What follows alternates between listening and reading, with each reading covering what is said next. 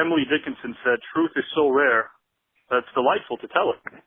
My next guest here on Wrestling with Anything But embodies that statement, as his blunt and honest approach to life is as rare a quality to find in Homo sapiens today as it is to discover a copy of Action Comics #1 in a local dumpster, catch Donald Trump on a good hair day, or experience the New York Knicks winning streak, which are all very rare cases.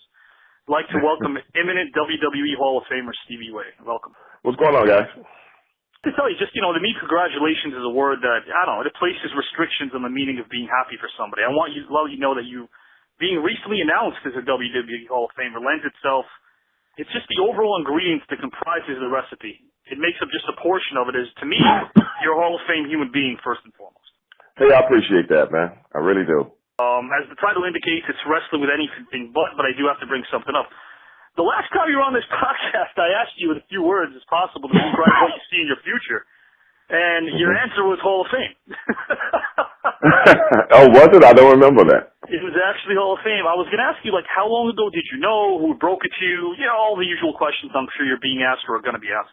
I don't remember if I knew or not the last time we talked. I've done a few podcasts since then, right, and a few other things going on in my life, so I really can't remember. I'm not one of those guys that can't remember things. Sure. Like on a daily basis. But I can't remember if I knew or not. But I guess it was like middle of the month. Okay. It was middle of the month when they called me and told me that we were being inducted. So maybe I did, maybe I didn't. That's a good question because I don't remember saying Hall of Fame, but maybe. There's a difference between respecting someone and prying, and no one should pry, so it's not for me to assume that your brother would tell you, but was it one of those things where he knew since he's with the company full time? I think he kind of knew about that already? No? Okay. No, he didn't. Okay. No, he didn't. They called us both on the same exact day. Wow, that's incredible. But WWE is very secretive about things like that. Yeah. Because, as a matter of fact, certain friends of mine that pretty much stay in touch with everything that's going on in professional wrestling and right, so on and so forth. And they said that it was lists out there of people that were suspected to be going into the WWE Hall of Fame, and our name was nowhere near it. Oh, that's interesting. So it wasn't even something that they were cooking up prior to even letting you know about it. Well, as far as people that keep up with the dirt sheets or this, that, and the other, and speculation and so on and so forth, that our name was nowhere near it because my buddy Larry, right, he and I talk almost every day.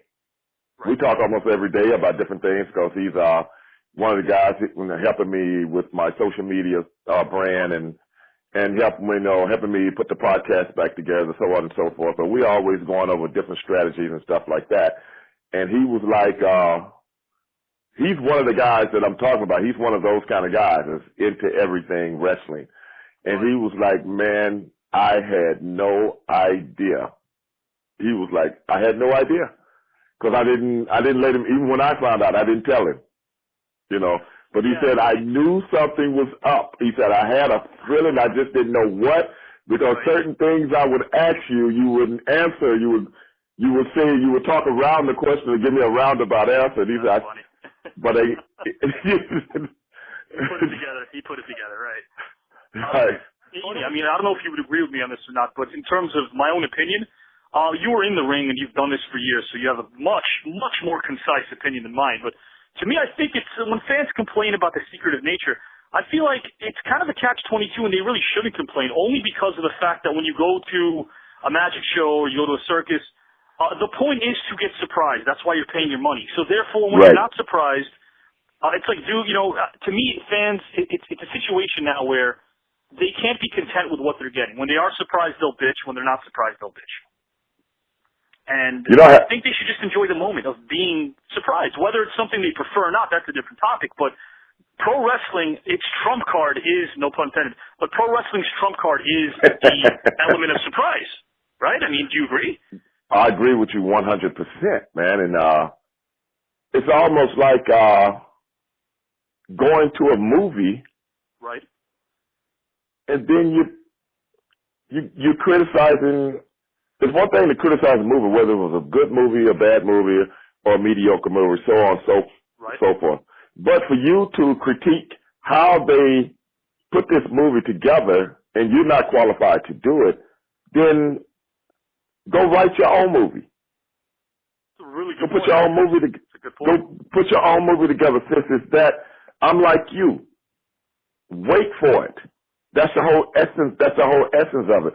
But I think nowadays with social media and professional wrestling in particular, like I've always said to a lot of people and a lot of interviews and interviewers like yourself, every single solitary thing in pop culture, whether it be sports, television, radio, whatever, has taken little pieces of professional wrestling and applied it to what they do. Absolutely. Over the last 25, 30 years. I've noticed that too. I've actually noticed that. You're right. Little things, but sometimes not. Yes. Much. Yeah, I agree. I mean, because you got to realize, professional wrestling has always been the ultimate entertainment show. Sure. And you could get so many facets of entertainment from one single solitary show. Right. You could get sportsmanship. You could get athleticism, even acting. So many forms of art is like gumbo in professional wrestling. I like that. They can make you sad. They can make you happy. They can bring you up. They can bring you down. They can intrigue, secrecy, that exhilarating feeling from a big win that somebody you've been wanting for so long for somebody to get. You see what I'm saying? I'm glad you said that it's across the board. It's not just in a singular form. Like, I even politics. I've even seen. I follow politics myself. Exactly. I've even seen a lot of politicians cater to speaking to a crowd if the demographic is the right demographic. They'll take bits and pieces from pro wrestling lingo. You're right. Hey, You're right. think about this. Think about this. I have conversations, as you well know. I'm into a lot of things, Absolutely. That's why we love having you. Yeah. It's different. I'm around a lot of different kind of people. Right. People that are at this level, people affluent, people upper middle class, people that are lower middle class, people that are under the poverty line, so on and so forth. I'm engaged with a lot of different kind of people. Right. And levels of people. But with that being said, I had a conversation with a politician. Right. Maybe this was last year. Sure. I won't mention his name or anything like that. And they were asking me, how do I feel about politics? Sure. And my response was, politics and pro wrestling is the same thing.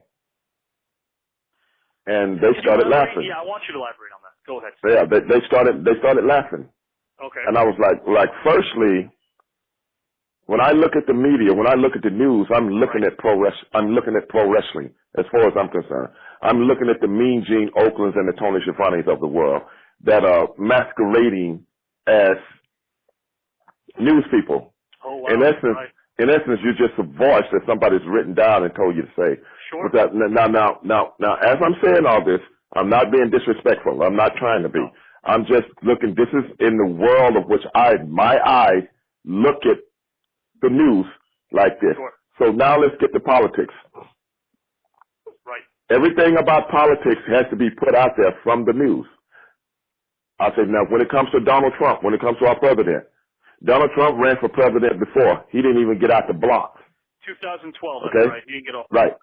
Yep. I said, he didn't even get out the blocks. He was even on Jesse Ventura's would-be ticket that didn't actually make it in the Reform Party in 2000, and he didn't even forget about off the blocks. He didn't get off his chair. Well, I was just trying to be polite. You got to realize I'm in front of real politicians right now, so I didn't want to offend them. You know what I'm saying? I didn't want to offend. I'll make the offense. So, nobody cares about it. Nobody cares what an 8th grade U.S. history teacher has to say. So I'll do it. Okay, cool. I wish you had been there with me, man. I would have tagged you in. You know what I'm saying? I hear you, Stevie. Then tag out when then tag back out. Then I would have get back on them. But anyway, I was just trying to let it. They were asking me this. Hey, I'm gonna tell you. So anyway, I was like, if I'm not mistaken, didn't Mitt Romney? Right. Wasn't he the guy that kind of emerged from that pile of people in 2000. Okay. Emerged is a good word to use. Yes. So I say, okay, so Donald Trump, the people of the United States of America, didn't even look at this guy as you can't even beat a Mormon. Absolutely. We want a Mormon in before you, and Mormons believe in magic underwear. Okay? Right. Trump had no credibility. You're right at that time. Okay. I say, so what does he go? Just like pro wrestling, he repackages himself, and he comes out as who? Ric Flair. Wow, that is genius. And you know what's genius about this, fans who are listening? And by the way, really quickly, I do have to say, because I have to jump in at this time, I just got notified. I do want to thank Right Guard. We have a big announcement regarding Right Guard here on our podcast next week, so tune in. Right Guard is going to be making a big announcement with me, with Jarrell. It won't be wrestling related. It won't be our usual banter, but it is interesting. Thank you, Right Guard. It's interesting that you mentioned what you just said, because you said it in so few words, but it's ingenious, because Donald Trump, if we're going to use, again, wrestling terminology, repackaged himself and came back as Ric Flair. Right. Okay. Let's see the similarities now. Okay, What was all of Ric Flair said when he used to be, back when he was when he was a man in the late 80s? Be the man, limousine riding, yes. all that. Yeah. Jet plane riding. Okay. Kiss stealing, wheeling and dealing. Okay. Now, Donald Trump, what did he say? He grabbed him on the pussy. Oh, right? Wow. Right. Yeah. Okay. Donald Trump has an airplane. What's on the side of the airplane? I see where you're going with Trump. I see where you're going with right? So the brand. I'm a jet plane riding. Okay. What was the name of his book? Art of what? I see the where deal. you're going with this. I see where you're going. Art of the deal, right? Yeah. And the deal. Yep. And didn't Ric Flair say willing and dealing? You see all this stuff? See how it's coming together? Right, and you know what Donald Trump is, that actually it's not that far-fetched, because in the public eye, he's actually vocalized how he's a fan of pro wrestling. Good point. Okay, now I'm going to say the outlandish things when I get up on the podium, not like how a politician talks, but how a pro wrestler would talk during an interview. Yeah. And people respond to that. If you remember the promos of the 80s and 90s, right, they wouldn't like the promos that are very concise, written out, to the point. Right. Remember those? They were from the gut. They came from and that's what got people hyped up. Now tell me I'm lying. That's a really good point. Okay. Donald Trump, I'm not saying he did this purposely. What I'm saying is how people look at it. That's the guy I want to get behind now. You see what I'm saying? So you felt like, if anything, his finger was on the pulse, and he knew the demographic to speak to, and he catered to what they wanted. And he also didn't talk above them. That was his strategy. Exactly. That's why I was telling these politicians, and they looked at each other and like, wow. I said, at the end of the day, even the most intellectual people on earth can be wooed by a personality. You don't believe me? Go back and go back and look at all the intellectual people of Germany that were scholars, that were authors, that were people of higher learning. And then when Adolf Hitler came out and talked, they believed every word he said. Great point. If you want to talk about the rise of propaganda, Nazi Germany is a great place to begin. Very good point. Their economy was shattered, and he obviously knew that the people were looking for scapegoats, and he played to their own suspicions. And what did he do? I'm going to blame our shortcomings on a group of people. Very good point. I have to ask you, it's still on the topic because you're bringing this up. Now, so when you're speaking to politicians, do you actually think that politicians are going to get to the point where they do realize that it's a bit more of a in my opinion, I think it's more of a relatability factor. You have to be able to relate to the public so much, not speak above them or not cite facts. I don't think today's people, today's day and age, at least from what I gather, are interested so much in numbers or statistics. I think they want someone who can relate to them. Now, that's the unfortunate part, because for me, it's style over substance. I don't know if you agree with that either, but I mean, that's where I think we're headed if we're not there already. I think you're onto something right there, but if you look at the dumbing down of the American public over the last 30 years, that is why someone like Donald Trump can rise to the top. Yeah, absolutely. Absolutely. Because nobody thinks anymore. Everybody's just trying to work and get by. So you forget about the essentials of what it really takes for a nation to move forward and be on top. You're right. So when you grew up, you couldn't flip 1,000 channels and right. just find the perfect element of what you wanted to watch. If you want to get entertained, you have to sit down and watch what limited programming there was on. Exactly. You couldn't run to the internet, and you couldn't run to your Twitter. You couldn't take your laptop. You couldn't take your cell phone. Really, the form of being entertained in a very domesticated manner was to sit in front of the TV and just if the news were regurgitated, there were only 3 channels that allowed you to soak in information, which is why, and we're going to get to that later because I do want to talk about that. It's a very interesting topic, but there was a line in the sand, and when you were born, and we'll get to that later, when you were born, things were changing. Things were changing in America radically, and I don't have to tell you that because you lived through it. Right. Getting to the Hall of Fame stuff, do you feel, is it more of a case of being respected by your peers and for the fans in terms of being inducted than it is a definitive statement of credibility? There was a lot of guys in our era that were very, very worthy. And I think when you've made an impression on the business and you change the business in some way, shape, or form, you get that respect from your peers, you know? Right. But as far as fans go, when fans make, when they assess things today and they didn't live through a certain era, they don't have the same respect for it. But that's absolutely. That's any form of entertainment, you know? Unless it's a name that they've obviously heard and were told is a deserving name, whatever that means, even if they never lived through watching them. Yeah. But the majority of the fans will always see things for what they are. It's always going to be the troll type guy, you know, because like I say, we live in an era today, an era of cowards. I think everything today has made young people or millennials into the biggest cowards and the biggest followers on earth. And that all, to me, comes together with what we were talking about in politics. I do not think anything on this earth happens by accident. I don't. Everything on this earth happens for a reason and someone is behind it. I actually believe that because I've read. Does that have to do with personal decisions too, where it's subconscious?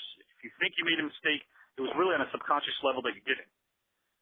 Well, that's more philosophical, spiritual, but I mean. Well, I know what you're saying, but I'm just saying as far as when you talk about a nation. Yeah. I'm just talking about when you talk about a nation and all these other little things we talk about fall through the parameters because I've read Colonel L. Fletcher Prouty's book and he talks about this and several people that from that 40s, 50s, and 60s era of this country that has lived through how those changes and they've written about them in their later years. And I believe that because they lived it. And I see some of the premonitions that these guys talked about coming to fruition today. Sure. So that's not an accident. No, and I'm glad you brought up that example because by making that example, it's really providing a justification in terms of what you just said. Because people were predicting some of the elements that have taken place in the last 20, 30 years. Yes. Then they saw it coming. And we should really look at ourselves. Not so much, the balance of history, I always tell my students, is to look towards the past and not replicate mistakes, but also to look forward to the future, to make sure that generations don't forget what I just preached. I mean, that's the thing. We're not monitoring what's going to happen in the next 15, 20 years, and we should. We really should. Will it happen, in my opinion? I'm more of a morbid guy. I don't think it will, just because it's almost once you, let's use an analogy for pro wrestling. Once you lift the curtain, you can't put it back down. That's true. Regarding the Hall of Fame thing, I always tell fans this too. One thing fans need to realize is that WWE Hall of Fame is a platform in which money is made. Tickets are sold to the events, and sometimes fans should realize that by thinking like a fan, as it pertains to who should or shouldn't go in, it's not the right approach. Bottom line is in pro wrestling, it's the person or persons that draw money that should get in. And it's an evident fact that Harlem Heat drew money. Big money. And that's why Harlem Heat is being inducted into the Hall of Fame. And I've told people a lot, I've told people that many times. I'm like, in my era, I remember Ole Anderson, coming up to me and my brother when we first got to WCW. We had our first tryout match, right? Right. He was booking back then, Ole? Yeah, he was a booker back then. I never forget these words, brother, and I've never told anybody this story before. Right. I'm going to tell it to you because I just remembered it by something you just triggered in my mind when you just started talking about throwing money. I appreciate that. We did our first tryout match, you know what I'm saying, and went over real good. It wasn't even taped. And after we got back to the back, Ole Anderson came up to us and said, well, I see you guys can work. Now I want to find out if you can draw money. Oh, wow. Yeah. And first, you know, now check this out. Global, you knew how to, like, you already knew the psychology aspect. You knew how to draw money. But check it out. First night. Dog, I mean, come on, man. I ain't even had time to even wash my face, go in the bathroom and wash my face. First match so ever. Ole would say, you know, you'll be a curtain jerker tonight, warm the crowd up, give me a hot tag, you get the crowd going. He would say until you already draw. Oh, my God. But the fact that there was no marketing towards your name yet. Oh, my God. Yeah, well, Ole didn't laugh too long, but I can't say that. I know he was a really smart guy. I'm not trying to, who am I? Not him. But that is funny. That is really, really. Oh, man. Can you believe, this is what I try to explain to guys. You guys were like doing tryout dark matches, and he wants you to already draw. Yeah, we coming from, dog, we've been on television drawing ratings. You know, nobody was in the sportatorium before me and my brother got there and became having experience. Now the place is sold out. You know what I'm saying? That should tell you we can draw money right there. So it was just like I think Anderson was thinking out loud, knowing that you guys would be able to draw. I'm like this, brother. Some people just to see how you'd react, but he probably knew you guys were going to draw, or else he would have said that to you. He would have asked you that question. I mean, this is the thing. This is the thing right here. In those days, I don't give two craps how good you were somewhere else. You're gonna have to prove here what you can do. That's what he was saying. Absolutely. And I respect. I know people say a lot of stuff about Ole Anderson, so on and so forth. But Ole was always cool with me and my brother. And is it true that from what people say, again, I'm gathering this just from interviews. We interviewed Ernest the Cat Miller, by the way. Really, he's such a gentleman, such a great guy. I know. That's debatable, but anyway, go ahead. He's a gentleman as well, and we spoke about the dynamics of what I'm about to ask you.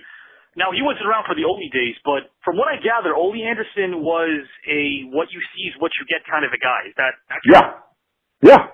Do you prefer having a booker or working for anybody in management that has that approach? In a lot of ways, yeah, as long as he's fair. Right. Okay. In a lot of ways, yeah, because the thing is, there are no guarantees in professional wrestling. You get what you get. If you're working for somebody like a Ole Anderson, that's what you get. If you're working for somebody like a Eric Bischoff, that's what you get. You have no control over that. And that's not wrestling. That's any job. Right. That's any job. You know, wrestling is still a job. A lot of people hear the word wrestling and try to separate career occupation from it. No, it's not. Right. You know, it's no different from the school district that you work in or the school that you work in, because they have superintendents and all that kind of stuff that makes the rules and regulations. That don't mean you agree with them. This is great that you're able to make these analogies to compare things, because again, some of the people who listen here aren't wrestling fans. Some are. We have a lot. Some aren't. Yeah. It's great that you're breaking it down that way. I agree. Now, is it fair to say that a booker? I know a lot of people get it mixed up between what a writer and a booker is, but is it fair to say that back in the day, a booker was someone that, in your opinion, would you like to be able to offer ideas and input as it pertains to a storyline that he's pitching for you and your character? Or did you want that Ole Anderson approach of, look, point A, point B, point C, point Z? The thing is, I think if you are qualified to think on that level, just because a professional wrestler is a professional wrestler, that don't mean you qualified to be trying to make decisions for your character. Right. You know, but just because you're an actor on a movie does not mean you are qualified to be making suggestions for this character. Great comparison again. Yeah. I see that actually. You're right. So at the end of the day, when you ask a question like that, at one point in time, I didn't think I was qualified, but then the more I got into professional wrestling, I seen that I was, artistically very good at thinking out things. You know what I'm saying? I had never really thought about it before because these ideas would just start popping in my head. You know what I'm saying? And then I started realizing, man, maybe this is how a singer feels. Or maybe this is how a person that paints feels. It's an artistic type measure you have it within you. Absolutely. And you want to get them out. Now that was me. I can't speak for other people because I've listened to some of the other people come up with ideas, and in my mind, I'm like, this dude must be smoking something, bro. Right. Because that's the dumbest stuff I ever heard in my life. For him, it makes sense somehow, right? Yeah. Right. You know what I'm saying? This actually made sense to some human being walking the earth today. Sure. Okay. And the reason why I asked you about the input is because I love your analogy about the actors and everything else that we've spoken about so far, but the only thing is that, with an actor, you might say that they're lending part of themselves to the character, but I think it's safe to say in pro wrestling, the respect that the older wrestlers need to receive, I think, from the population or the masses that follow them is that there's one intricate quality that doesn't get spoken about a lot. The successful wrestlers were able to just amp up part of their personality, hit that volume switch, and just turn it all the way up, but it was an extension of themselves. Right. That's why sometimes I felt like in a storyline, if you were in favor of adding input, because who knows Stevie Ray better than Stevie Ray? Well, when you compare yesterday to today, and it wasn't really that long ago, but the thing is, you have one company now, which is WWE, the one big company. And anybody that has a big company and they're trying to protect their brand and protect everything about what they do, they have to be in total control. Total control. Because once someone steps outside that, you got to remember, back in the day, a lot of the wrestlers, maybe as far as on an artistic level, that was one thing, but a lot of them had control to do certain things because I drew money, and everything was predicated on the wrestlers drawing money. Nowadays, everything is predicated on the show drawing money. Everybody's expendable. Well said. That's really well said. So you're saying the name, let's use WE, because that's what we're talking about. The name WWE, the name in the marquee is what sells. Right. I agree with that. I agree with that wholeheartedly. Same thing with the corporations. If you go ahead and you see the next product that Oreo's cookies are selling, whether or not there's substance in it, you're probably going to see sales going through the roof as compared to a cookie that's not part of a brand name that people know about. The marquee sells. I agree with that. Regarding the Hall of Fame, I don't know. I never asked you this before when you were on the last time, but are there any guys or the ladies currently with WE that you're looking forward to meeting during the weekend? Not, Mark, just meeting or just maybe being a fan of their work, or heard from Booker maybe that are maybe looking forward to meeting you. Anybody like that? Nope. Okay. Not that really. I've met pretty much most of them anyway, so. Sure. You'd be surprised that I'm the last guy that really, really gets off on meeting. Yeah, you know what I'm saying? I tell people this all the time. I've met so many people in my life. Sure. And the only people that I've ever asked for an autograph in my whole life. Right. And I could give you a list of people that I've met, and you would freak out right now. Oh, it would probably take 3 years because you met a lot of people. I know. But the one, and this was just like, wow, man, meeting these guys, and they were so cool. Right.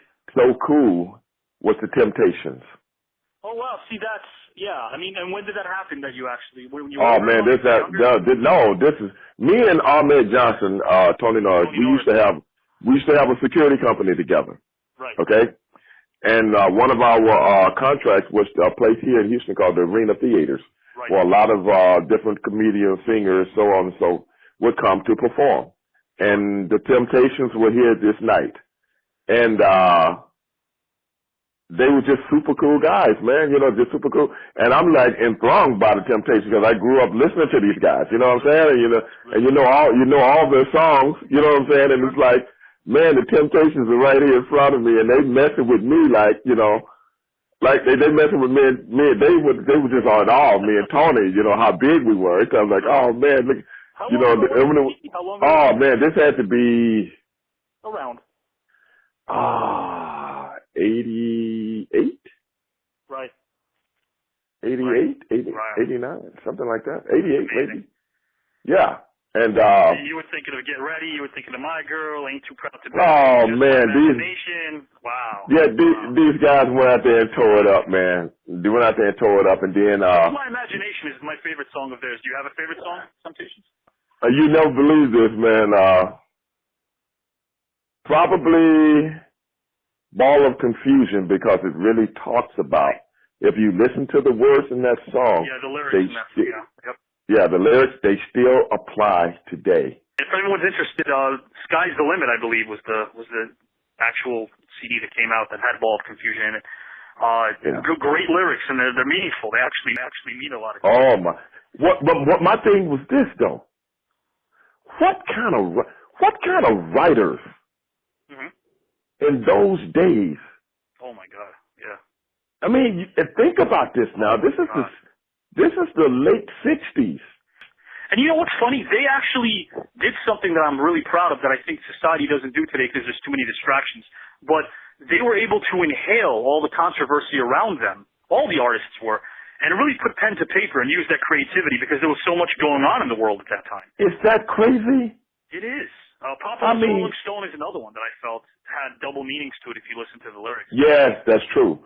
Even though the Temps didn't write the songs, but I'm just talking about the writers from back in those days, like the writers back in those, like who was that? Lamont Dozier was a hell of a writer. Sure. The Holland brothers, you know what I'm saying? They wrote a lot of that stuff. And I'm like, what kind of people? Yeah, Bob Dylan, another great song. You know what I'm saying? They just absorb what's going on. And you got to realize, just like you said earlier, no social media and all this stuff. These guys had to do a lot of reading. Absolutely. They had to do a lot of reading to know. And a lot of absorbing from what was happening around them, too, to be able to absorb and be in tune with what was going on at the time. Right, and put that in a song, that's with a hell of a groove. But then you listen to it and go, wow. On your band, there's so many little intricate things. I think, unbelievable. I think that's the closest thing to magic we can ever have in this world. Oh my God, man! People just don't know how big of influence. How big of an influence? I just put a video out on my social media. What video is that? What video is that? Well, it's a video chronicling things that are going on in the African American community that we don't see. You sent me one actually last week. I was talking about that. You sent me something that was very interesting. And these are things I talk about when I go out and speak with kids. Sure. And things that I speak with politicians about. I'd like you to listen to, when you have time, you're a busy guy, but listen to the Ernest Miller podcast. I actually mentioned in the very beginning that the plight of the African American is as such where if people don't understand something, they need to. I was raised in Queens, in New York, in the melting pot. And Jarrell, who was the co-host, you actually spoke to him last time, he's aware of this. Yeah. But I went to an all-black high school. And it was the greatest experience of my life. And I'm glad I was in Jamaica High School, which was an all-black high school back then. My best friends. I can only say I probably have about maybe 2 Caucasian friends. And you know what? It doesn't matter if you're white, black, or green. I'm just trying to let people know who are listening that the plight of the African American is challenging because when you're born, and you're living in a certain area where you're not the same color as somebody else, and you're a minority, automatically, whether people like you, fear you, respect you, love you, they're going to be looking at you differently. Yes. And that is a plight that Stevie Ray knows, not me. So therefore, the sensitivity aspect about being an African American is something that needs to be understood wholeheartedly. Yes. And that doesn't change through the eras. I don't want to hear people saying, oh, Obama was a president. That doesn't mean anything for an individual. No, not at all. Who has to experience bigotry, or even what I think is even scarier is silent bigotry. Right. We see a lot of today. Yeah. And it's like, everything you're saying is so true. And these are some of the things people from other cultures, I have to, in a lot of ways, because you got to realize, man, because of where I come from and what I've been around, I got a lot of friends that are other races, Sure. So, but I'm a kind of the guy that can adapt to any, I can adapt to anything, but don't get it twisted though. Right. You know what I'm saying? I can adapt to anything, but a lot of people think, oh, you want to be in, I'm not an O.J. Simpson, so don't get it twisted. Right. Right. You are your You know, own person. You're not going to change part of you for oh no, monetary not at all. value, for social acceptance. You're going to be who you are regardless. Right. Anybody that knows me knows that. Right. Period. I respect that. And the thing is, go ahead. No, I was going to actually just elaborate further. I was going to ask you a question. Now, when you were growing up, we didn't touch upon this last time. When you were growing up you were born in Louisiana, correct? Yeah, we stayed there we were very small when we came to Texas. So growing up in Texas or in Houston, first, two questions actually. Did you venture outside of Houston up until maybe your mid-teens? And even if you didn't, did you still feel the racial overtones at that time? Back in those days, even the schools that I went to, very mixed because Houston's like a melting pot. When the junior high that I went to, not elementary so much, but the junior high that I went to and the high school that I went to, were mixed. They had Hispanics, whites, and blacks. Right. That all went to school together, and I don't remember any racial tensions ever. Right. I don't remember any. You're 6'7", 280 pounds of sheer muscle. No. I wasn't a big guy back then. I was a regular sized guy. Okay. So I'm just saying, I don't remember. You remember you had white friends? My best friend in junior high was a guy named Andy Messer. He's a white kid. Right. That was my best friend. You know what I'm saying? And he wasn't an athlete or nothing like that, like me and a lot of my friends were, but that was my boy. You know what I'm saying? I remember we, and to this day, I was just telling somebody about this not too long ago, and I remember Andy Messer, and I was like, I wonder what happened to him, because we didn't go to high school together. I went to another, social media, maybe look him up, something like that. You know what, I never have, but I just might, Yeah. But it's been so many years now, so, I was telling the guy, his dad took us to football games together and dropped me and him off, and we go watch like that. Houston. Yeah. But the thing was, I remember my friends used to always, man, why you hang around that white guy? Oh, I see. Okay, yeah. You know what I'm saying? But they was cool with him. But we were really tight. Intermediary or no? You have to. No. Andy, everybody liked Andy, but but I was kind of, these were my friends that were maybe like a little jealous of him. You see what I'm saying? Yeah. Because you can experience jealousy even with men. You know what I'm saying? Boys or whatever, because you're not spending because you got another friend. You know what I'm saying? Outside of my regular friends, and stuff like that. But everybody knew, don't mess with Andy Messer. Irvin Magic Johnson told it best in his book. He actually wanted to go to an all-black high school, and he said the best thing that happened to him was that he didn't go. Integration started from Lansing, Michigan. I think in 76 they started 75. They started integrating schools, and what happened was, as a result, he was able to meet a whole group of white friends. And he said what he did was, instead of just having separate sets of white friends and black friends, he enjoyed being able to integrate everybody together because he used his popularity in a positive way. And back then we didn't sweat. In school, we didn't sweat racists. Yeah. You know what I'm saying? It was just like, if you're a white guy, I go to school with black kids. If you're a black kid, I go to school with white kids. If you're a Mexican kid, you go to school with everybody else. You know what I'm saying? It was just like, it wasn't, I don't even think students even thought about it. Now, I don't want to, don't want you to throw names under the bus. That's not what we do here in this podcast. And I actually don't want you to. But just as, a yes or no or elaboration, did you find that to be the opposite environment in pro wrestling where it almost feels like a white man's professional sport in terms of you look at the lineage, you look at the history? Well, the thing was, my brother and I, we loved it. Right. Me and my brother so competitive that we used to be up at 2 o'clock in the morning when we had a match coming up or something like that, and kind of come up with different things to do and how we're going to make these other guys look like nothing. Right. You know what I'm saying? So we relished the fact that we know where we are. Right.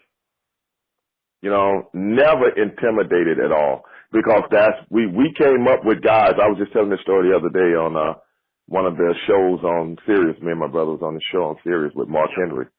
And we came from Global, man, and had nothing but top guys. Too, right?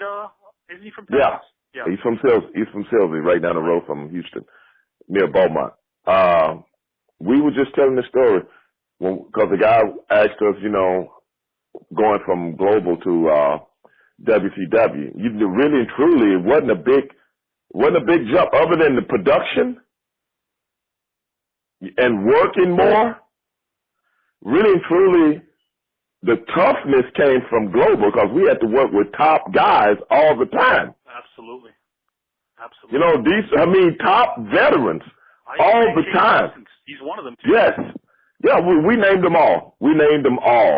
And I'm like, did you ever get close to Iceman King Parsons? Did you ever get friendly with him? He was a veteran at that point. I know you were a younger guy. The thing about Iceman, he's just another wrestler, bro. I really didn't give two shits about getting close to anyone. I've been like that my whole life. Sure. That ain't what I get. That ain't what I was put on this earth for. To me. Right. Don't get me wrong. I respect everybody. We were cool as far as people being in the same business and having a mutual respect for each other. But I would like to say I was cool with him, but not like because he's an African American, I'm African American, we gel like, salt and pepper. It ain't like that, bro. Do you know not what, with me. I want to throw something at you that's kind of a thinking man's question, but it's not something I'm saying you haven't thought about. But I'm curious, do you think that's a result of the fact that when you broke in, the territory days were sort of dying, and almost because if you really think about it, there wasn't an option to be able to relate and click with somebody back then because you were all on the road with so many guys. my mindset has nothing to do with that. My mindset is, man, I'm trying to do a job. Yeah, right. Now, I respect him, and I'm a big fan of his because, I used to watch him. Nothing against him, you know what I'm saying? But, or anybody else. All those guys that came up watching on television. Yeah, I was going to say, not Iceman in particular, but the mindset was, even if you have that mindset, you're almost forced to interact with people, at least if you want to look at the era until the late 80s, you were forced to do 500 miles here, 1,000 miles there. Well, no, I didn't. No? I really wouldn't analyze it like that, frankly. I wouldn't analyze it like that because getting into the wrestling business, I had no inclination where this business was going to take me. I just wanted to try it. Right. I just wanted to try it. So I didn't psychoanalyze, this was going to happen or this goes this way or if this happened and all this kind of stuff. I didn't do that. I just wanted to try professional wrestling. I meant was it more cause and effect? And maybe even today, what you hear about in all sports in general, if you hear about athletes saying that they're more in tune with what's going on social media or their phone or talking to their agent, the locker room. Bill Russell in 1969 did the greatest thing ever. He knew that he was about to retire, but nobody else did. And he had just won his 11th title. And they were real underdogs against the Lakers and Wilt Chamberlain that year. Bill Russell, the media was about to pour in. And Bill Russell tells the media, get out. And when one of the reporters asked him why, we want to interview you, he goes, whatever you have to say can wait 10 minutes. This is for me and my teammates and my coach. Well, he was coaching, he was an assistant coach. And today when you walk into a locker room, from all accounts, from what you hear, there's managers, there's agents. Of course you change with the times. What I'm saying, though, cause and effect, is that the athlete that used to bond with his fellow athlete, because of distractions, just isn't as prevalent as it used to be. And that's down pro wrestling as well, I think. What bonding is one thing. Right. But that's just because of the business that we're in. Sure. That's it, as far as I'm concerned. Now, how many people I've worked with that I would invite to my home for dinner? Very, very few. I understand what you're saying. Now, how many, as pro wrestlers, I will cut for you any kind of way I can. Sure. You dig what I'm saying? Sure. Because I got a mutual respect for my peers. But that don't mean I want to be hanging around you when I'm not working. You know where to draw the line. I see what you're saying. Yeah. That's just me, though. A lot of other guys, all their friends are pro wrestlers. You know what I'm saying? The majority of them are pro wrestling. They talk to them on a daily basis, on the phone, whatever, this, that, and the other, because they got so much in common. And it's very rare to have so much in common with the person that you work with, and that's cool. That could be many jobs, people become very good friends because we work together, this, that, and the other. But when you ask me that, I'm not trying to be a person that likes to go against the grain. I'm just not built like that. No, I respect your honesty. On any job I've ever been on, I don't want to see you suckers again till the next day I come back, because I'm just built like that. And it seems like, it's because you have a lot of interest. I can relate to that. That's why I love having you on. I have too many interests almost. Do you watch the product of the wall today? Do you catch it? Very, very, very, very little. Right. Okay. Yeah. Very little, because I'm not really entertained by something that I've done for years. But I can watch it, but not very long. Yeah. But it's not like I'm looking forward to see. A lot of times I can be at home, and I don't even know. I forgot that the show is even on. And then I go, oh, let me put it over and see what's going on. Sure. Then I put it over there and there's a match going on. I might watch it for a couple of minutes until the match is over. Well, if it's entertain you and it's not doing that, then why bother watching through it? I get it. I get what you're saying. Not that I'm not entertained, but not at the level of when I was really a big fan. So you're going to be in the New York City area when you get inducted. I just want to transition away a bit from pro wrestling and some of the other topics we talked about. Your first year in WCW coincided with the Houston Rockets beating the New York Knicks in the finals. Yep. They're on a 9-1 winning streak. They lost their last game, but they won their previous 9. A big reason is D'Antoni's trusting his bench more. In this particular run, do you think that they remain strong contenders to win it all this year as they were last? Oh man, I think right now they're playing some of the best basketball of the whole year, and I think we got some healthy players, and I think, man, if a couple of things fall their way, the Rockets could be a very surprising. I think they're good enough to get back to the. They're looking scary right now, man. I know they're good enough to get back to the finals. That I know. Sure. Do you think head-to-head with Golden State, do you think they have what it takes? I would love to see it one more time. Oh my God, last year was amazing. I'm not trying to be one of those guys who points to conspiracies, but the referees were a bit shaky in Game 7. That's all I'm going to say. I think Houston, they didn't help themselves in that first half of Game 7, but that second half, the refs certainly weren't helping Houston either.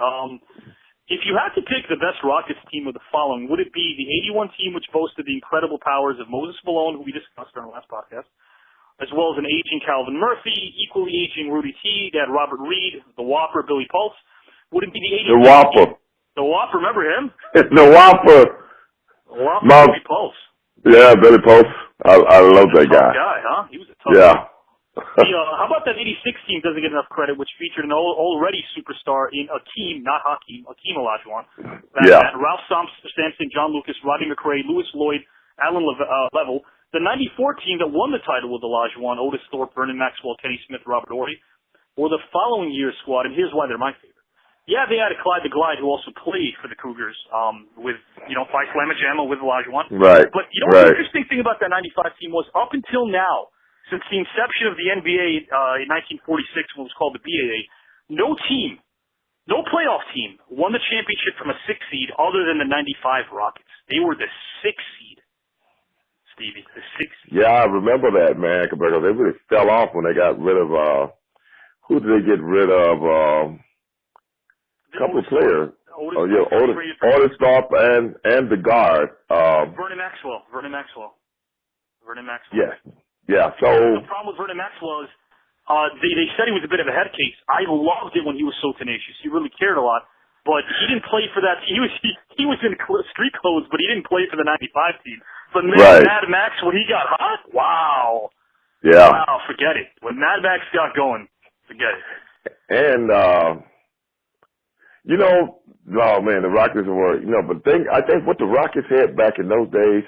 People can talk about the players as much as they can, but what they had back then, they had Rudy Tomjanovich, that was a great coach. Damn right.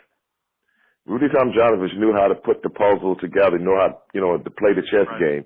And that's the one thing I think the Rockets have been lacking since. Direction? Coaching.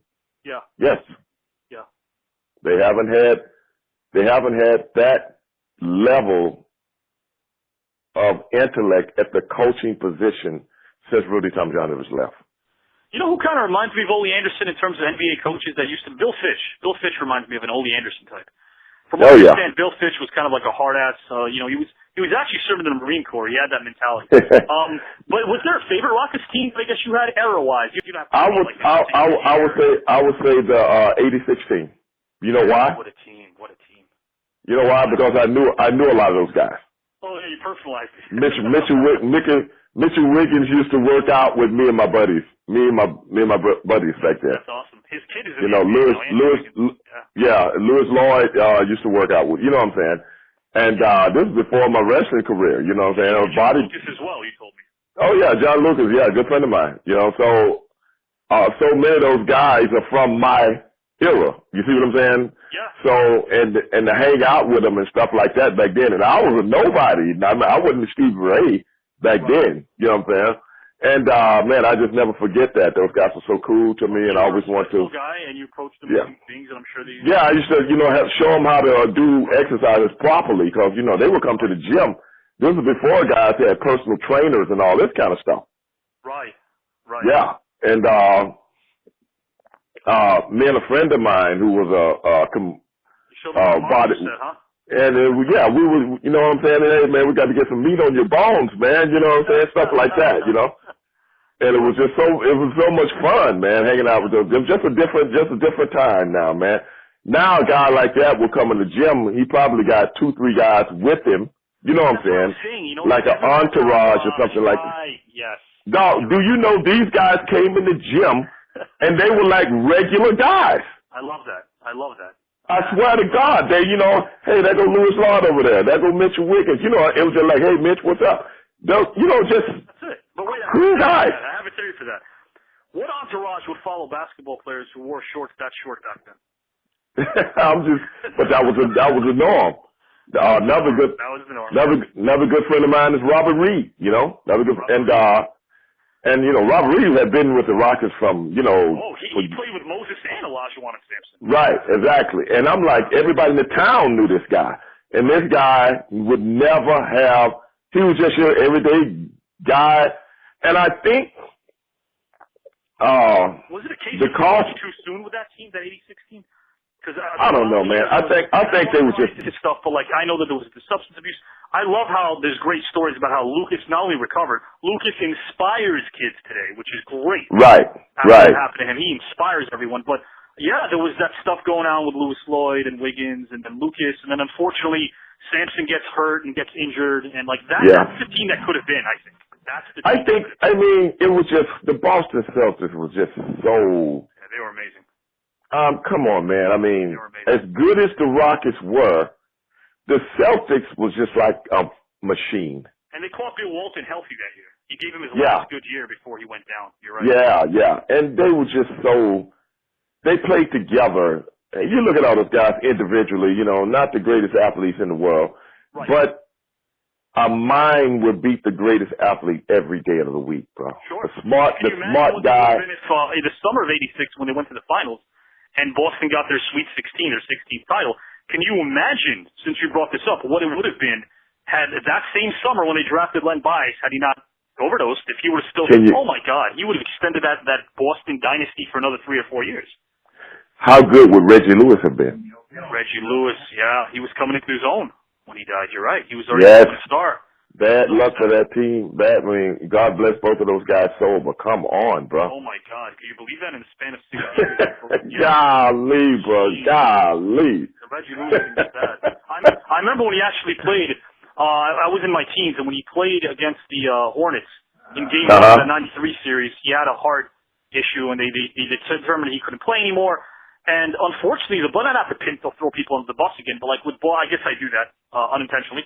But the Celtics, I don't have a filter. But what the Celtics did was they actually told Lewis, you're fine, you're cleared to practice. And in that summer, right before training camp, he sure as hell went through his rigorous training schedule, and he died. He actually died on the court. Yeah, really sad. Really sad. Wow. One thing I wanted to ask you, so getting away from basketball, films. I didn't ask you this last time, but I meant to. Are there any films that you watch, but, not just like or enjoy, but they went the extra mile to inspire you in some way? When watching them, you felt really touched by them. Any films really grab you, either now, years ago, at any time in your life? Oh man, that could be many films, man. Even TV series. Could you cram it in your top 5? Do you have a top 5? No, I really don't look at entertainment like that. I do know because I'm a person. I just posted something on my Facebook the other day, and I had a lot of people hit me up and say, "Oh, that was great." 1963 was a movie called Jason and the Argonauts. Oh yeah, yep. And I posted that on my just a scene when Sure. Jason and his two comrades had to fight these skeletons. Right. You know, and I was just like, I got to show people that I like this stuff like that. You know, because I'm a big fan of. I didn't know this for a long time, but I was always a big fan of films that make you think about things. You seem like the kind of guy that when you're watching a film you're enjoying, you're really engaged in the film. You're really into it. Well, I'm trying to see exactly what the film is saying as I'm watching it. Sure. You know, I don't want to just look at the movie and say it was good or bad because I enjoyed it, but I want to know why I enjoyed it, or what was this film trying to say what I said, and like an author in a book, you know? Because a film doesn't have the luxury of, like, chronicling everything to make you understand things, and then, you know, can write it out and see, blah, you know, what's what. A film, you just have to interpret. A lot of the kids today.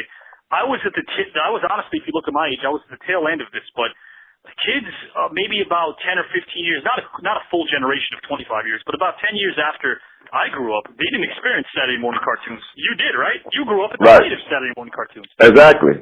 Kids, I think that's the problem too. In essence, you're kind of telling a child, grow up quicker than you should. Right.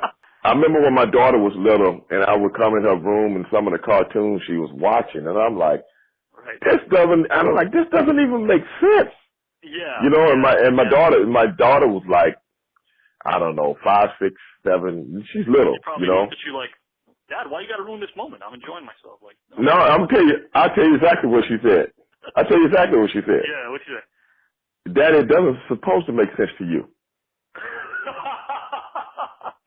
And then I had to think about it and go, okay, well maybe, you know what I'm saying? In essence, that's true. Your mind is too advanced. And try to unwind the clock really quickly. In essence, she said, your mind is too advanced to understand this. Yeah, that's right. This is for a little kid's mind. Okay, and I was like, okay. So, you know, that's when I stopped. I left the cartoons. So this is what I did one day. She came in my room, in my bedroom, okay, from her bedroom, which is across the hall. Yeah. And I'm in my bedroom, and I'm looking at some stuff from my day. Right. Okay, and it was called H.R. Puffin stuff. I remember H.R. Puffin stuff, of course. Okay. And then Puffin stuff, of course. Yeah. It was that, and I'm trying to think of the other one. It was another one also. So she comes in my room, Daddy, what you watching? And I'm like, I'm just watching a little TV, you know, some stuff from back in my day. And she started watching it, and forgot the other name of the other show. It had these it had these oh, hell no. It had these bears. I never watched Fat Albert. Never liked it. Never liked Fat Albert. No, it was the goofiest, stupidest. I mean, I'm sorry, it was good though. You know what I'm saying? It was good. I love Bill Cosby. I know what he was trying to do. This and the other. Really educational. But man, I love stuff like Space Ghost. You know what I'm saying? Justice League of America. I was into that kind of stuff. Did you know what I'm saying? Growing up, Stevie? Yeah. You know what, Jarrell, my co-host, a great individual, he's not just my friend, he's a brother to me. He's a great man. Right. And I gotta have, he noticed something that you actually knew based on his first name, that I think, I'm not a Superman guy, but he was like, you know, like the character of Superman's dad or something. He had mentioned that you knew that. You picked up on that last time. So were you like a reader, just kind of like watching the cartoons based on comics? But you gotta realize, everybody back in those days in the era I came in, we're talking about the 70s, everybody was into comic books. Of course. I mean, you know, guys would bring comic books to school. Yeah. So people don't realize the comic book thing in those days were, you know, these kids today are getting it. Expensive when I was 9 for a piece of cheese. Right. These kids I don't even know. Yeah. Right. These kids are getting it from movies. You're right. Me and my daughter went to, I'm trying to think of what I took her to see. Yeah, there's a lot of those. The second Fantastic Four with the Silver Surfer. Yeah, Rise of the Surfer, right, yeah. Okay. And I told my daughter before, while we were sitting in the movie, before it had got to this certain particular part, and I would say I told her the Silver Surfer works for Galactus. Right. Yeah, he worked for Galactus. That's right. Yep. And my daughter's like, well, what is that? I said, well, in the comic book, Galactus is a big giant guy that absorbs all the, just the soul out of, civilizations and stuff like that. So when we was watching the movie, I almost relate Silver Surfer to, he was sort of like the Kellyanne Conway to Donald Trump. Galactus. Yeah, exactly. But he had no choice. Right. You remember, if you know the story, yeah. he had, because of his loved one. You know what I'm saying? He was doing it. Galactus' bidding. Yeah. Right. Exactly. So, but they didn't make Galactus into a big guy. It was just like some kind of whatever, that would just come to take over, this, that, and the other. But she was like, wow, so just little things like that you had your comic book knowledge. I mean, she must have been like, wow, my dad's cool. He knows his comic book. Oh, no, because I've been telling her, the thing about my kid, man, I always try to expose her to the past as much as possible. Sure. So I didn't want you to be one of those people that think everything started the day you were born. I respect that. Everything started in your generation. So when and then I always used to, and me and her mother, you would, kind of like tell her to read a lot. And she used to go to the library, and I go would read 2-3 books a week.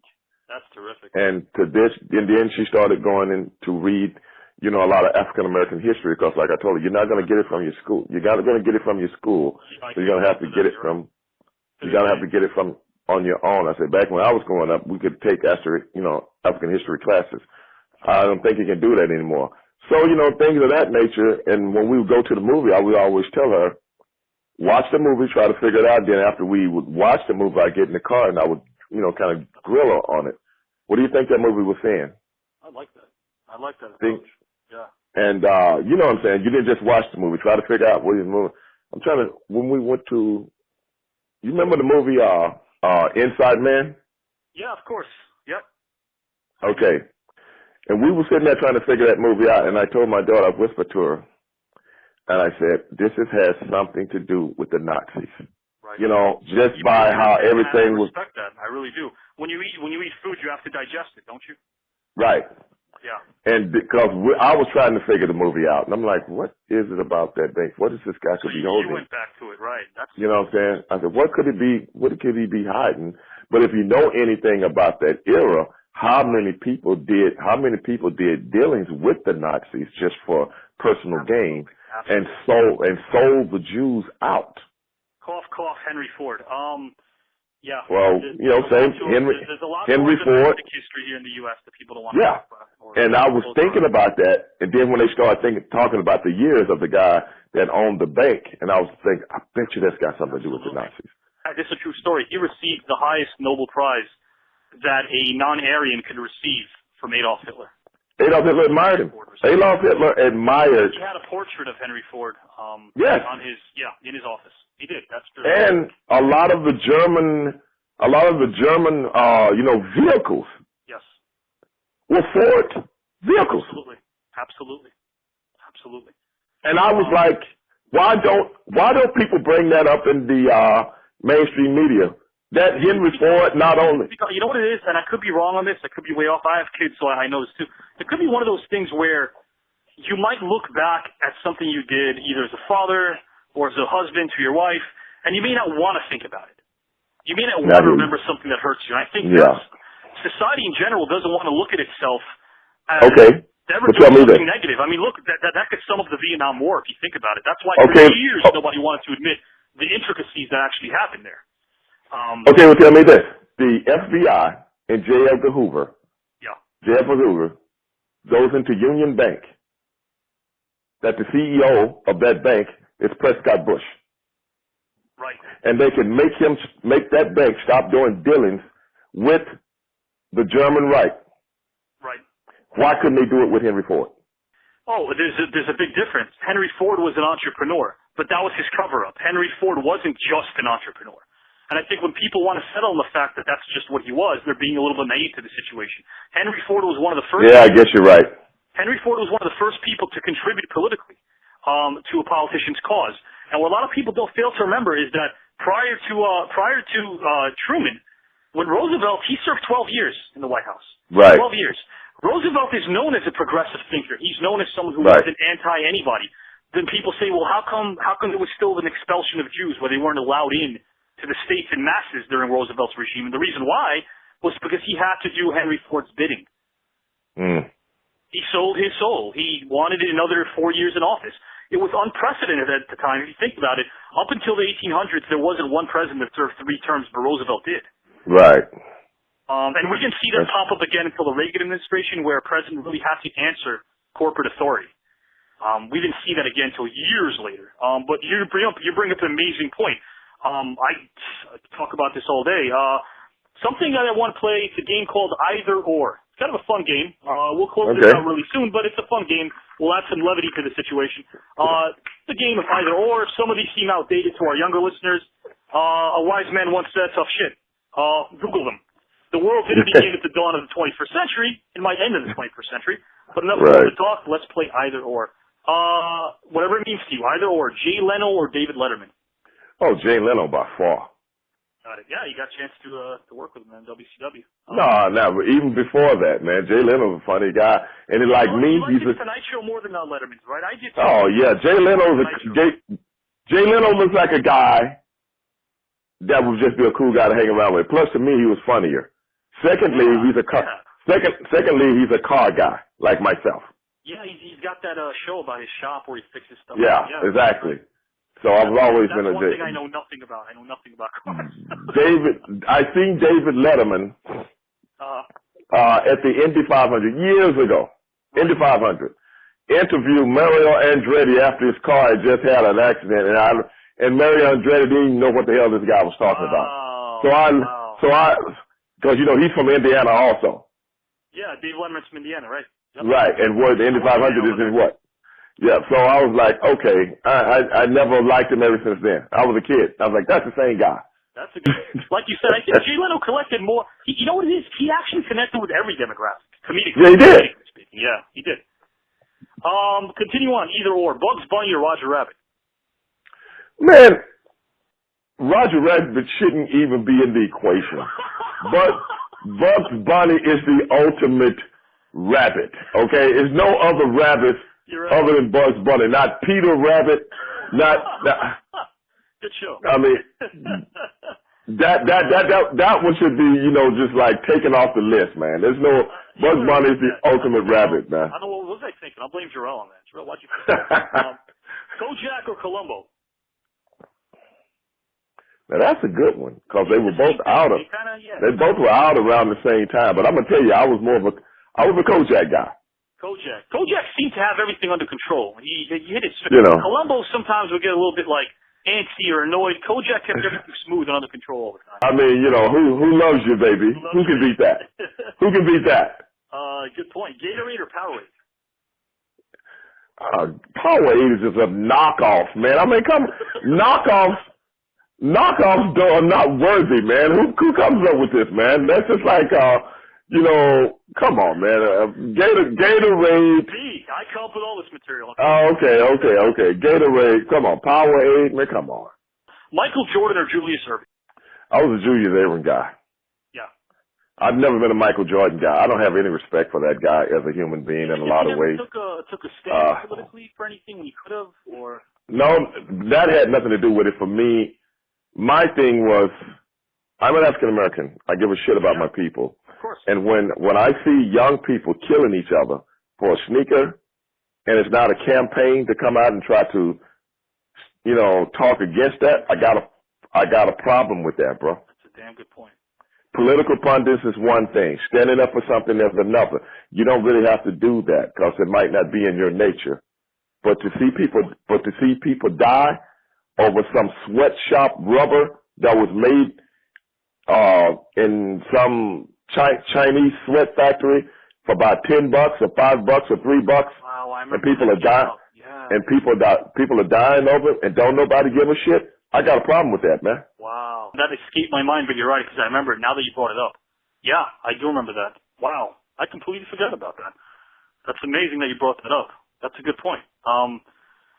It's weird to transition from that to this, but and I don't want to get you in trouble in case you're married or whatever. But in the looks department, back in the day, in the looks department, Carmen Electra or Jenny McCarthy? And Jenny McCarthy, come on, go sit down somewhere, man. Carmen Electra was Jenny McCarthy, man. Yes, Let me check with my judges. Nope, the correct answer is both. You know, Jenny McCarthy go jump off a bridge, man. Carmen Electra was the. Carrie took care of her autistic son, and then Carmen Electra screwing some guy in bed. Yeah. Carmen Electra like the brothers, man. So I'm with her. Carmen Electra seems like more of a cool chick anyway, just like a real chick. She seems like. Yeah. Godzilla or King Kong? Godzilla, the baddest son of a gun ever to walk the face of Earth. Why? Okay, so why is it that we've interviewed Paul Roma, we've interviewed Al Snow, yourself. The only person that chose Godzilla was Ernest Miller. Everyone, that chose King Kong was Ernest Miller. Everyone chooses Godzilla. Everybody that we. Dog. Firstly, how many movies been made by Godzilla? Point taken. Yeah, I mean, Godzilla would tell King Kong, "You'll be fortunate for me to just let you in. You know, I'm going to take care of you, brother, but, you know, hey, this is my show." Can you dig that? Sure. You know, Godzilla versus Mega Godzilla. Did you see that? So the way you're saying Godzilla kind of put King Kong over a lot of Man, Godzilla put King Kong on the map. You know what I never understood, though? Well, I do get it because he came from Japan, but Godzilla always stayed a heel. When I like to use those terms. Hey, but a lot of times he went against King Kong. King Kong was like. Yeah, but how many times was that? Yeah, not many. Not many. Hey, Godzilla has been in more movies. Godzilla is like the Rock Hudson of movies. King Kong is like some would-be, you know, television. Object, and Godzilla would appreciate what you just said. Yeah, a television guy trying to transition to big movies, bro. Yeah, I'll let you in here if you got a little credibility, but man, don't come in here trying to run nothing. I'm Godzilla, dog. Can you dig it? I guarantee you, folks, you will never hear a more in-depth dialysis about Godzilla ever discussed. Man, come on. These two sports are actually just, I think they both got into the Olympics. They were allowed in for the first time in history. Bowling or darts, Stevie? Bowling or darts? I would say bowling because I participated, you know, in bowling. I threw darts in my bedroom as a child. So how both of them got to the Olympics is beyond any sane man's comprehension. But be that as it may, if I had to choose one of the two, with my personal choice, they both would be pretty much eliminated from Earth. But, you know, if they're in the Olympic Games, so be it, you know. Yeah, tell us how you really feel. Eliminate them from Earth. Yeah, Earth. Earth. Luther Vandross or Barry White? Oh, Luther by far. Okay. But Barry White. He was special. I put it like this: vocally. Luther Vandross. Okay. Artistically, Barry White. Yes. Listening to 8.5 hours of Ivanka Trump doing stand-up comedy, or giving Trump a 2-minute rub down, shoulder rub down. I would give Donald Trump a massage for 2 minutes before I listen to this former Soviet Union,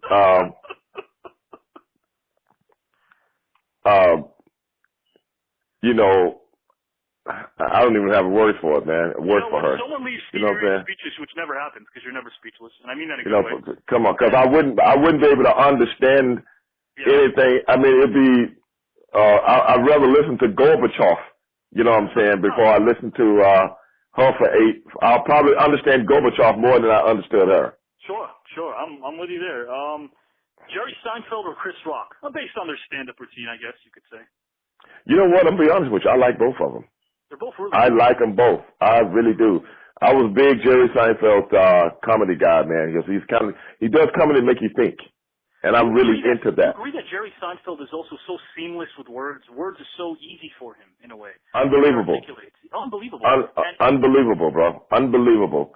In terms of comedy, And let's not get things twisted and be so PC that we can't separate two things from each other. But in terms of comedy, he had that Bill Cosby approach where he didn't have to be graphic.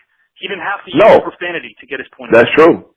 It's almost like when I'm making analogies about basketball and people will say, well, Michael Jordan played in the Hall of Fame. You could do this, you could do that, you can knock a guy down, you could do this, blah, blah, blah. LeBron James doesn't have to go through that. But you got to realize something if you ever been an athlete.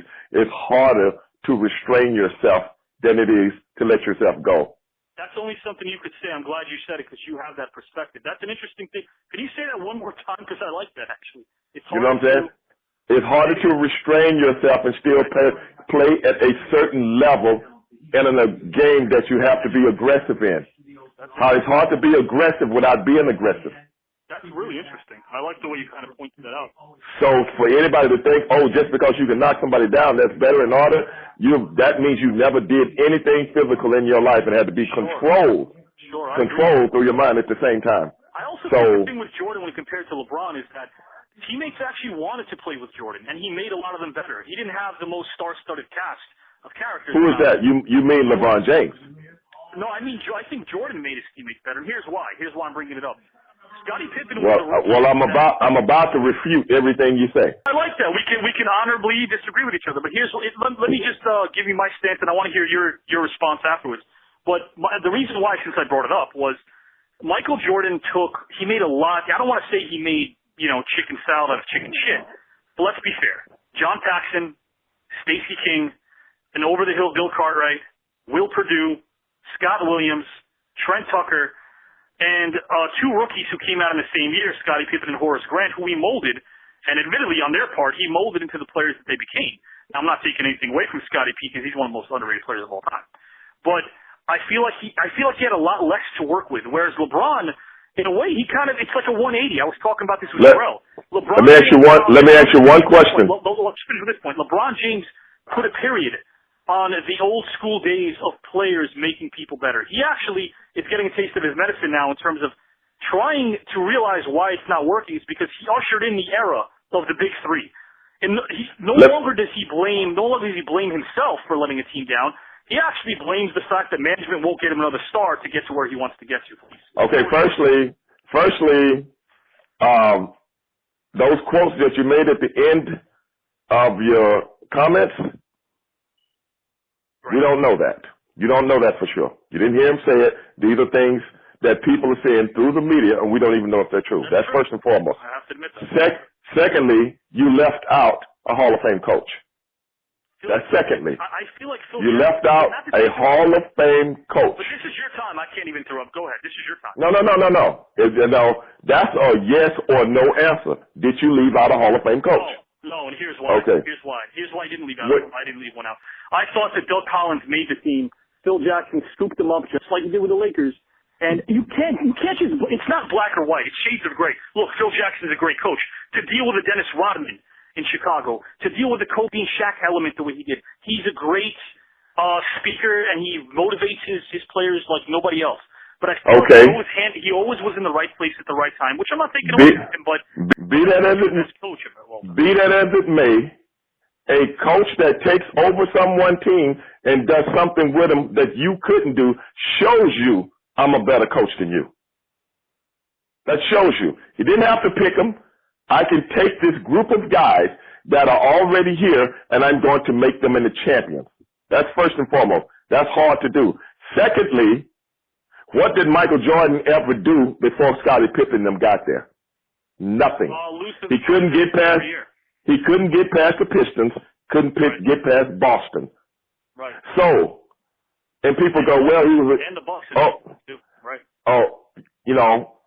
Couldn't, I mean, all the way up until 1991. The guy came in the league in 1984. So if you're as, if you, Boston, 86, 87, and right. 89, 90, Detroit. You're right. If you're as good as you profess to be, LeBron James came in the league at 18, 19 years old. Sure. He was in the NBA Finals by 22, 23. Yeah, 2007. Now name one of those guys that he played with. One of the teammates that he had during that time. Yeah. Michael Goskis, Drew Gooden, Larry. Okay. And who are they? Nobody. Nobody. To be honest, you're making a really, you're presenting it in a way. Who are they? When one guy leaves a team, goes to another team, and this team falls not from the top because you've been in the East, you go to the finals, even though you lost. Now, you're getting the number one pick in the lot. You get the number one pick in the lottery. Michael Jordan left to go play baseball under auspicious reasons. But you know what? Okay. Stevie, here's the stat that nobody brings up about Michael Jordan. And I find this fascinating. Ever since he was on track to winning 6 titles, from 1991 to his second retirement in 1998, the guy only played 2 Game 7s. That means he annihilated his competition. Do you realize no team in the finals even pushed the guy to 7? But and go take care. And that's a great point. But that's not the point I'm making. Right. I'm comparing the 2 athletes. I'm not comparing what they did in the finals when one guy has a Hall of Fame coach and a Hall of Fame guy playing right beside him with a lot of role players in an offense, a triangular offense that was invented by the Hall of Fame coach. The 07, you know what? I got to be honest, Stevie. I already knew this. You're a really intelligent guy, and here's why I say that. Because you bring up the 07 Cavs, but you omit the big 3 of the Miami Heat. See, LeBron James, let's be honest here. I can't blame somebody for wanting to win. But if we're going to compare the teammates that LeBron had in Miami. This is the thing, though. Yeah. And this is what really irks me about the 2 comparisons. LeBron James does not, in a different era, I don't have to do what Michael Jordan did. I never played with a Hall of Fame coach. Right. Never played with a Hall of Fame. I played with coaches that should be fired every day. The coach thing I'll give you. That's first and foremost. I played with, and back in those days, teams could stay together longer and build better chemistry. Sure they would. You know, and if you look at it, you know, so the eras don't really compare when you put it there. And I'm not one to say this guy has to do the same thing this guy did to be better than that. To that guy. Like a Magic Johnson than a Michael Jordan. People don't get you know that. What I'm saying? He plays like a Magic Johnson. I like Michael. And he's a power forward. I'm a power forward. I'm not a guard. That's right. 6'8". But at the end of the day, I took nobodies, like the humongous said in the Mel Gibson movie, The Road Warrior. Right. Nobody gets out of here alive. Nobody. Okay? And I took the Booby Gibsons to the finals. Yeah. Now ask me who Booby Gibson is. Daniel Gibson, 3-point shooter. He was a role player. Daniel Booby Gibson. I know what that's Stevie. No. I'm just saying. Ask me who Booby Gibson is. Man, nobody. That's exactly who. That's exactly who. I took a role. I mean, come on, man. Those were the Keystone Cops, and I took them to the final. There's one thing LeBron did for me, and you're right. We're not comparing finals, but if we're gonna just talk about that for 1 second, and then we'll wrap it up in a couple of minutes. We have just okay. But I wanted to say something. In the finals, LeBron James did something. You know, you look at things that count. When do things count? At the highest stage of them all, which is, you know, the NBA Finals in this case. When LeBron James wouldn't come out in 2014 because the air conditioning wasn't working in San Antonio, and he refused to play because the AC wasn't on. Me too. I wouldn't have played either. Respect a player like that, Stevie. Hey, dog. Firstly, I'm LeBron James. To an oxygen tank in the Boston Garden when they, Red Auerbach would turn on the heat in the summer, and he's still. Hey, bro. Hey, different time. Yeah. I'm not finna go back to prehistoric days because somebody admires the prehistoric days. You know? How can I argue with you? I can't even argue with you. I'm not gonna do that. You go do it. Steve, until they turn this air conditioner on. Baby, I ain't coming out. This league runs on my back. Listen, not that it matters, but I've insulted more people than I've complimented. You, my friend, are a genius. Your rebuttal is, I'm not even saying this sarcastically, your rebuttals are awesome. Because I agree with a lot of them. In a way, I don't get shut up easily, but you shut me up twice during this debate. You really did. Hey, listen, I'm not doing that. Stevie Reichard. We'll talk about your podcast in a minute. So thanks for the either or. Just to finish that up, McDonald's or Burger King? My favorite is McDonald's, but the burgers are better at Burger King. Is that crazy? No. And they both putting everybody in the hospital. Is that crazy? No, I kind of see what you're saying. I think the burgers are better. Ole Anderson or Bobby Knight?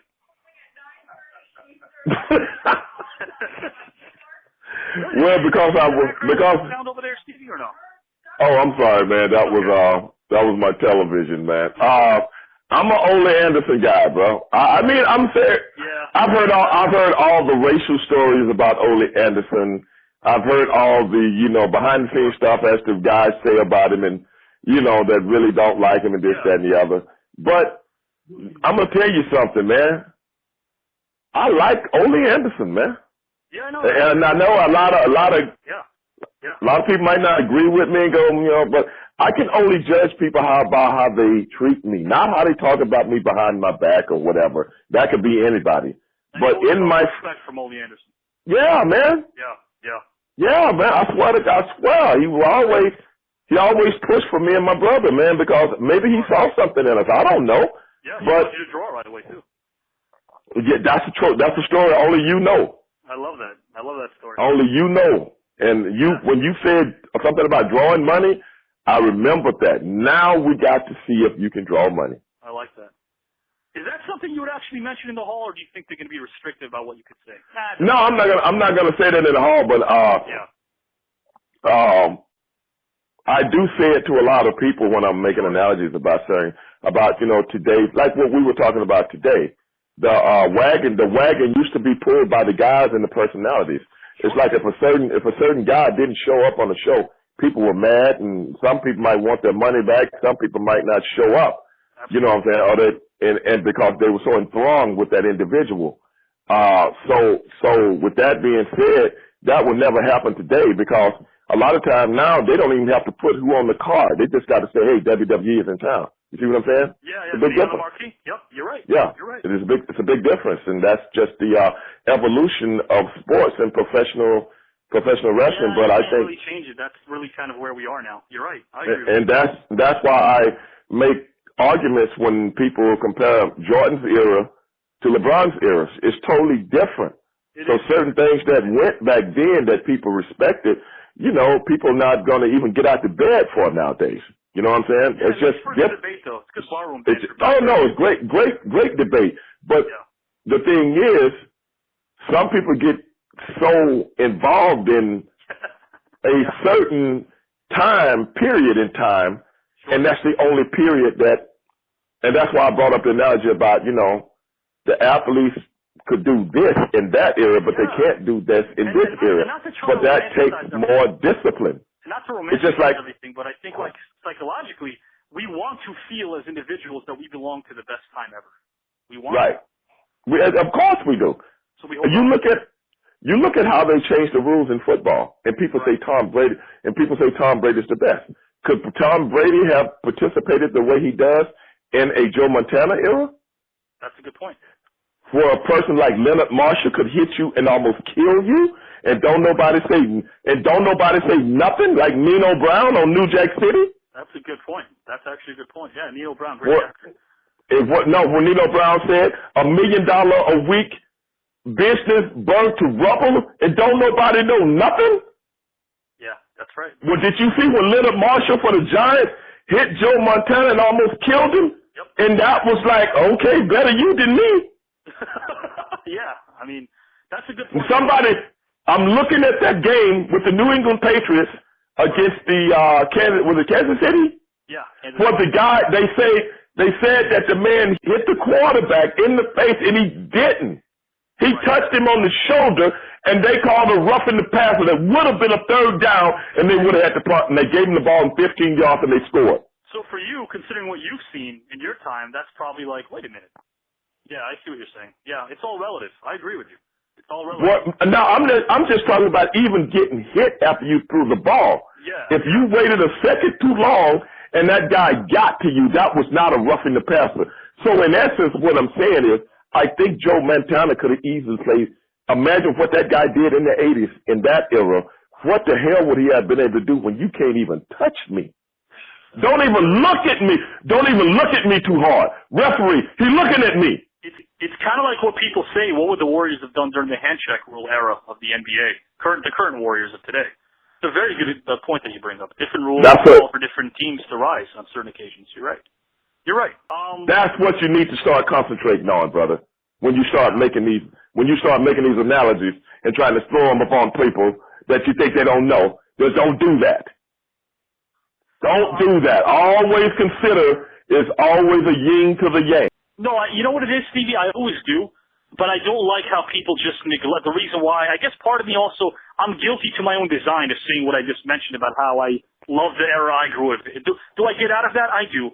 But I don't like seeing just someone proclaims LeBron James, in this case when we debated about him, as being, the heir apparent to Jordan. It bothers me because a lot of the people that make these claims didn't see the guy play. So I find and that's 100%, and you're 100% right, and I agree with you on that. But you got to realize all this stuff comes from the media. No, you're right. You're right. It really all this stuff comes from the media, and when people make these debates, it's not a fair debate. It's a fair debate. Right. You know what's a fair debate? I'm gonna give you the ultimate fair debate. Yeah. Babe Ruth, Hank Aaron. Wow. Yeah. Yeah, so a lot of people will say, well, wait a minute, Hank Aaron broke the record. They'll say that automatically. And okay. He did. He broke the record. I don't know baseball, so I'm going to ask you this, and I really don't know the answer to this. Who played more games? I don't know. I'm asking. But who played against better players? Hank Aaron. Don't you think? Babe Ruth never played against the African-American player. That's right. That's right. Athletes were a lot more evolved even from the late 60s onward, but not from the 20s and 30s. There you go. You're right. That's a very good point. Like, for instance, what would have George... I'm going to bring this up because, again, I'm a basketball nut. What would George Mikan have done in the 90s? Not much. Well, like I said, some comparisons, when people go, oh, man, LeBron James complains too much. He complains about this, that, and the other. So does Tom Brady. They still call him the best, right? That's right. What's the difference? Right. What's the difference?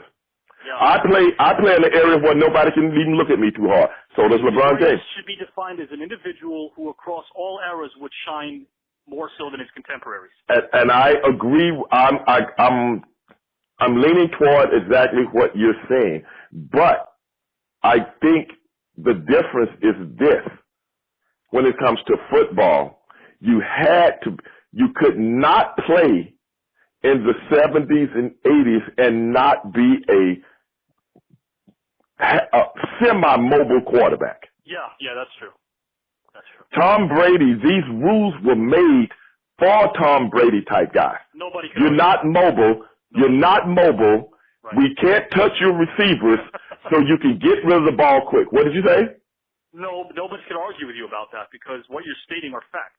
So I'm just saying it's easy. I'm not going to say it's easy. That's the wrong word to say. I'm not trying to take anything away from Tom Brady, but to say he's the GOAT because of, they've taken advantage of the rules, I'm going to say, I can't say that. That's fair. I can say he's the greatest of this era. Yeah, that's a great way of putting it, sure. But I can't say because another thing, you didn't invent what everybody's doing today. Peyton Manning did. Right. That's absolutely right. Peyton Manning did. Peyton Manning invented the modern day quarterback today. He did. I heard somebody bring that up recently. I can't remember who it was, but I agree. It probably was me. He probably was you. Really quickly, so let's finish this up with the either or. Pepsi or Cola or no difference? Some people can't tell. Pepsi or Cola? Oh man, Coke is much better. Yeah. I can't tell the difference, but my wife can. I can tell the difference. Oh man, that's a good one. Impact on pop culture? Stallone. Favorite movies of, I guess it's generalizing, I know, but if you had to watch a movie of either or, Stallone or Schwarzenegger, would it be Stallone still? Yes, probably have to be Stallone. Okay. Pens or pencils? Pens. Krusty the Clown or It the Clown? Who? It the Clown. It was like a horror movie, a Stephen King movie. He came in your dreams. Come on, man. Nobody remembers that movie. The Simpsons been around for almost 30 years. No, are you kidding me? 2 years ago, Stevie, they remade it. They remade it 2 years ago. They remade it. They rebooted it, and I still don't know it. So you know what? That's the first. That's actually a question. Yeah, go ahead. What about Bozo the Clown? That was bigger than both of them. Yeah, Bozo would take them both out. Yeah. You kidding me, man? Bozo would take them both out. Exactly. I like that. Star Trek or Star Wars? Well, you know, it's hard to put some of these are tough.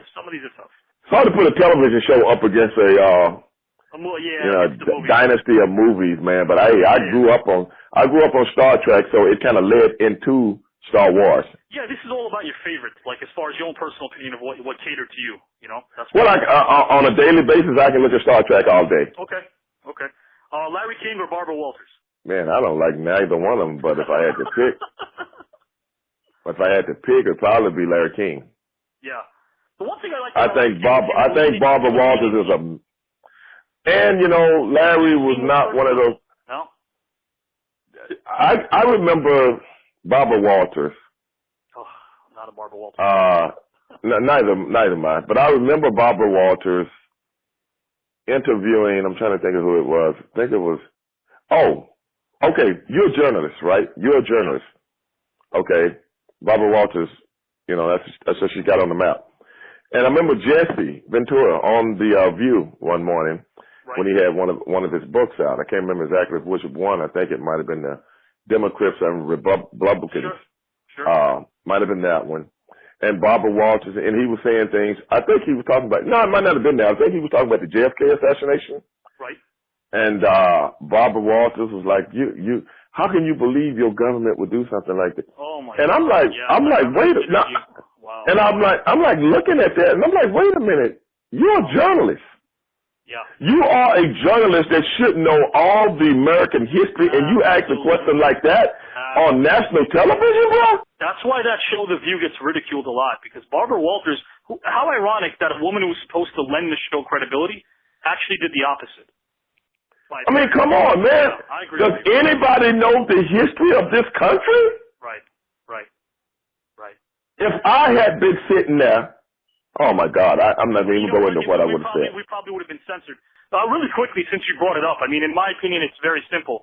John F. Kennedy was going to go ahead and remove what little troops, there weren't any ground troops, number one, fighting in Vietnam when Kennedy was president, but he was going to remove what little aid the South Vietnamese received from the American troops in 64, but he never made it to 64. And the reason why he never made it to 64 was because when he went against his own military, which a lot of presidents fear after that especially, they decided to say, guess what?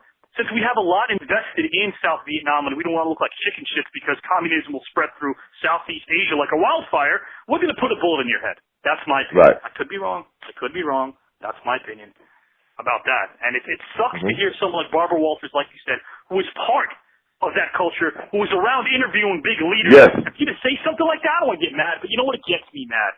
I'm glad you brought that up. You know, I really am. I remember that interview. Shame on her. Remove her credentials. I'm like, it was proven that the Vietnam War started by a lie. Of course it did. I mean, that was proven. The whole fantasy about communism spreading and therefore we have to stand up for the world, what it really was the ego that this country had due to the fact that because the French, who by the way had a destroyed, annihilated army after World War II, because the French had stuck in Vietnam, the U.S. felt like if they weren't going to go ahead and do so as well, they wouldn't be perceived as a stronghold anymore. And the problem was China was also supporting the North, and I think that's where things get a little complicated. That's where you can actually say, well, wait a minute. Did the U.S. have any right to get in there? I don't want to speak just like a leftist or a rightist because I'm not neither. But if you could make an argument as to why the U.S. got involved in Vietnam, it is because of the fact that once China steps in, and to a certain extent the USSR did as well, once China steps in and starts supporting North Vietnam and Ho Chi Minh, then the U.S. kind of had a reason to get involved somewhat, but the problem was it's the slippery slope, so to speak. There was no turning back at that point. But check it out. What did Eisenhower say? Eisenhower was adamant about not going into that war. Remember that? He was animate about it, but it actually started with Eisenhower. But he was animate about it. But that wasn't full scale war though. They was just giving the French, trying to help the French because they're an ally. But the Americans are always going to be what communism is, but they didn't want to be what communism was. Absolutely. Big difference. And Eisenhower, and that's what Eisenhower was talking about when he made his speech about the military-industrial complex. And that's an amazing point. The only problem I had with Eisenhower was that he was a flip-flopper. And a lot of times what people really realize is that had Eisenhower received that 12-year third term the way Roosevelt did, it probably would have been a lot scarier because JFK at least was animate about not fighting the Southern Vietnamese War for them. To aid them is different than to fight for them. Exactly. But let me tell you this. L. Fletcher Prouty, at the end of Colonel L. Fletcher Prouty. Yes. Air Force General, who at the end of World War II, when they were moving all the military equipment out of Japan because they was getting ready for the big invasion that never happened because the atomic bomb was dropped. And by the way, go ahead, I'm sorry. I want to hear your points. Go ahead, I'm sorry. And he asked the guy that's over moving all this equipment back to where it came from, man, you're going to have that's going to be a big job, man, taking all this stuff back to the United States. You know what the guy told him? What's that? No, this is not going back to the United States. Right. That's true. Half of this stuff is going to Korea, and the other half is going to Southeast Asia. Yep. Now, what were the next two wars held? Right. The next two wars, if you think about it, after World War II for the U.S., were the Korean War and Vietnam. Okay. So how would that guy know? The war just ended. Sure. Half of this equipment is going to Korea, which was 5 years later. That's a very good point that you bring up. You're right. And the other half was going to Southeast Asia, Vietnam. How would somebody know that? I was telling my own brother everything you just said. We had a debate about that also about a month ago, and you're right. And here's the one thing people don't understand. There was a sign as to why really fighting against the North Vietnamese would be a problem, because if you think about it, they were funded by China. And because I said that earlier that they were funded, the mentality of the Korean War, people have to understand. The U.S. at a certain point stopped. They could have proceeded forward. They didn't proceed forward. And the reason why they didn't proceed forward and finish the war was because they realized that there might be some annihilation going on, because the mentality of the Southeast Asians is, it's I don't want to use the word style, but it's that kamikaze style of fighting. They literally will fight you tooth and nail to the end. And when the U.S. pulled out from the Korean War, it's because they were intimidated. They took them very lightly. And I think that's why when people look at the annals of history, the big debate for me should be whether or not a president should serve longer terms. Now, unfortunately, if you're stuck with someone who has nepotism, or if you have someone who is a little bit full of himself in terms of foreign policy, you may get stuck in a situation you don't want to be in. But unfortunately, during that time, there needed to be a steady leader. And you grew up during a time where the U.S. didn't have one. Lyndon B. Johnson didn't want to run again. He just didn't. Lyndon Baines Johnson knew his beans from his cornbread. The very people that got you in this office to keep that war going so we can make all this money and sell all these drugs, you made your beans from your cornbread. There's nobody, you're right about Lyndon, there's nobody as complex as Lyndon B. Johnson when you talk about his presidency from a successful standpoint. When you look at his foreign policy, it was awful, and he'll be remembered for that. Unfortunately, it stinks because Medicaid, Medicare, social justice, the Civil Rights Movement Act, all of that domestically, a lot had to do with the fact that Lyndon Johnson pushed it. He pushed it forward. But foreign policy-wise, he will always be remembered for Vietnam, always. Come on, man. And that war, when 58,000, a little bit more than 58,000 people die in a war for nothing, that's a problem. It's a huge problem, Stevie. That's a problem, and nobody wants to talk about it. And I think that's that. I blame Mick Namara as much as I blame Johnson, because Mick Namara, as the Secretary of Defense, didn't exactly help either. He was. You know who I blame? Who's that? Just like Eisenhower said, the military-industrial complex, because this wasn't about protecting somebody. It was about something else. It was about something else. So let's get to the core of what happened. When you have to stage an event, like the Gulf of Tonkin, when you have to stage the event, and you got to realize they when never made that announcement, everybody bought it hook, line, and sinker. But you got to realize they never declared war. No, they never like declared. They did in World War World War II. They never declared war. So that tells you something right there. Right. There was no war to declare at that time. Right. So there's rules and regulations. Everybody have to, go by the rules and regulations of pretty much of what Congressman put out there. Come on. This was pretty much the same thing what happened with Bush after 9/11. It is. But I mean, getting back to Johnson, do you agree that from a progressive standpoint, in terms of his domestic accomplishments, that they were overshadowed by Vietnam and how he handled it? Well, Lyndon Johnson, he had to do what he had to do when he had to do it because he had a lot of heat. He had a lot of heat on him. And you got to realize, we know that. And that's why it's called politics. I'll never say that a politician will do something out of the goodness of his own heart, because a lot of them have. Exactly. What I'm saying though is, if we're looking at actual facts, do you agree that there probably are only 3 modern presidents that their success rate fluctuated so much differently between their foreign policy and domestic policy? Right. He's up there. Oh my God. I mean, his domestic policy, was what it was. But I honestly believe because of politics of the time and everything that was going on in that time in the mid-'60s. Right. And exactly. And, you had, just all the LF, you got to realize this man was about to go to jail if JFK hadn't died. He was. Yep. This man was a crooked crook to the core of his soul. Do you realize that even in Vietnam, the one thing that nobody really understood is that so there was a trail that the North Vietnamese used called the Ho Chi Minh Trail. Ho Chi Minh, yes. Yeah, and they used the Ho Chi Minh Trail, was obviously named after Ho Chi Minh, and they used who was the leader of the North. Of course, he wasn't as radical as people think. That's another story for another time. But when did you know that Ho Chi Minh had actually spent time in America, in New York, as a young man? Yep. Yeah. He did. The guy traveled the whole world. Under the government's nose, he studied communism in the U.S. too. Yeah, Marxism. He did. He studied Marxism. Under everybody's nose. This is unbelievable, man. It is. And due to Lyndon B. Johnson's advice from Secretary of Defense McNamara, they made sure to target the Ho Chi Minh Trail often. The main issue that both major political parties could agree on, is that the media had a profound effect on the war. Well, your thoughts on the participation of the media in a major conflict in terms of censorship is what? Well, today is one thing. Back in those days, you had real media guys who was ready to die for what they believed in. Sure, David Halberstam is one of them. You know what I'm saying? Those guys, I wanted to be right there on the front line telling the truth. Because you got to realize, back in those days, commercialism had not hit news outlets yet. That's right. News outlets was not making money off some of the carnage that they had to cover. No, they weren't. No, the talking heads didn't really work. They weren't served as puppets as they are today. Right. You could turn on the news on you had 3 different televisions. You could turn on the news.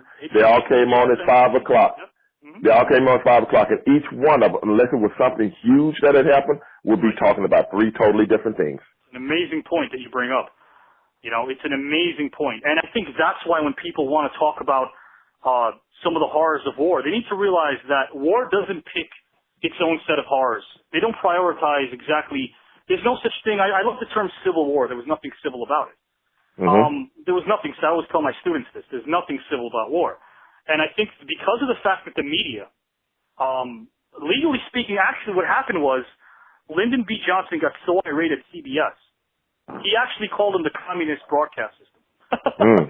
He got mad because there were David Halberstam, who later actually wrote a lot of sports-related books about the Bulls, Jordan. He was a political analyst, and he was sent on location to Vietnam. And he covered a lot of the Vietnamese soldiers in terms of what the southern ones were going through. He didn't necessarily feel like you can identify what would be Viet Cong and what would be South Vietnamese who were fighting against the Viet Cong. So he asked the American soldier to differentiate. And when the Americans couldn't differentiate, it made Lyndon Johnson look like a complete fool for continuously sending more and more troops. Right. And he got so pissed, but he could do nothing about it. That's the moment that people need to look at. This is why history is fascinating. That's the moment where the media really unleashed itself as the ultimate power of this country. Now, if you take that time of the Vietnam War, where every afternoon when people came home from their jobs right. and they turned the television on and they seen the destruction, the maiming, the fire from napalm, the soldiers, the soldiers hitting, I mean, because it was graphic, but they showed it. Oh my God. And a whole country came together and said, let's stop this. Let's leave this. Sure. This is not us. This is not, has nothing to do with democracy. You know, communism is not coming here, you know, and you have these students from all over the United States of America and young people coming together and say, let's stop this. Yeah. Let's come together as a nation. This has nothing to do with us, so on and so forth. Now, you come till today, you got all the stuff that's going on in the Middle East. Sure. Okay? But you ever notice that carnage does not come home anymore? It doesn't come home. Matter of fact, they don't even like to talk about it anymore unless it's done in a propaganda way to circumvent their agenda. Absolutely. As to the great Americans trying to save people. We are going to be understand. They don't understand because of propaganda. They don't understand even if you go back to World War II, at the time where the big three was Churchill, Roosevelt, and Stalin. When people hear Stalin as part of that group, they just automatically do a double turn. They have no clue, and the reason why is not because people just want to chalk it up to simple explanations. Ignorance it's a cause and effect. It's because of the dumbing down, like you said earlier, of what the media wants us to know and what it doesn't want us to know. You're absolutely right. You hit the hammer on the nail 100%. I agree with you. I'm shocked that I'm like, this is, you know, and that's the thing too. Here's what I'm shocked about. I'm shocked because when I speak to people of your age, and not that you're an old man, and I'm not either, but we're not that far removed from age, believe it or not. And I speak to people from your age. A lot of them kind of want to make excuses, and I'm glad you're not. I'm glad you're not making any excuses for the reality of who we really should blame when it comes to what's going on today. Today, wholeheartedly, you can say that it's the media, obviously because of their monopolistic control. But I also feel like if people still really wanted to research the world around them, they could if they wanted to. Yeah, they could. If I can, I tell them. If I can, anybody can. We all can. You're right. You're right. But at the end of the day, if you've been so dumbed down, I gotta wait for my doses like a drug. Yeah. Yeah. I'm ready to be told what I want to hear. Absolutely. Absolutely. I'm ready to be told what I want to hear, not what I should hear, what I want to hear. That is why, you know, the stations like Fox News and some MSNBC and all this stuff, hey, at the end of the day now, telling you what you want to hear is big business.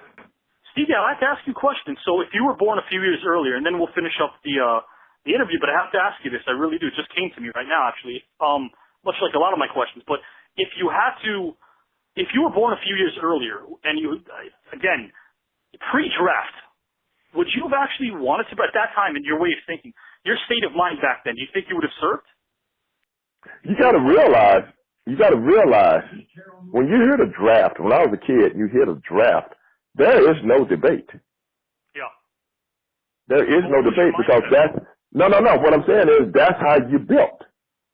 If you get drafted, you got to go. Just like, but I mean, Morel, you're right about what you're saying. I'm not even disagreeing because you're right. But no. What I'm saying is, do you think you would have had enough morale to want to participate, even though you have no choice? But the thing is, your mind was in a mindset as to you don't debate it. Yeah. I see what you're saying. You see what I'm saying? I can't have the intellect that I have now back then because I didn't know what I knew back then. You would have been in that mode. Right, I get it. It goes to everything we've been talking about this whole day when it comes to entertainment. You know, so on and so forth, and eras and all this other stuff. When you talk about draft, you don't talk about thinking about it. Right. You know what I'm saying? You talk about getting ready to go. Absolutely. And you might not want to, because I knew a lot of guys that went to Vietnam, you know, that had came back and talked about it, this, that, and the other. But when you hear draft, it's just a part of your everyday life. The draft is just a part of your everyday life. It's like in certain countries, you know you got to do 2 years in the military when you get a certain age. You don't think about it, you just know it.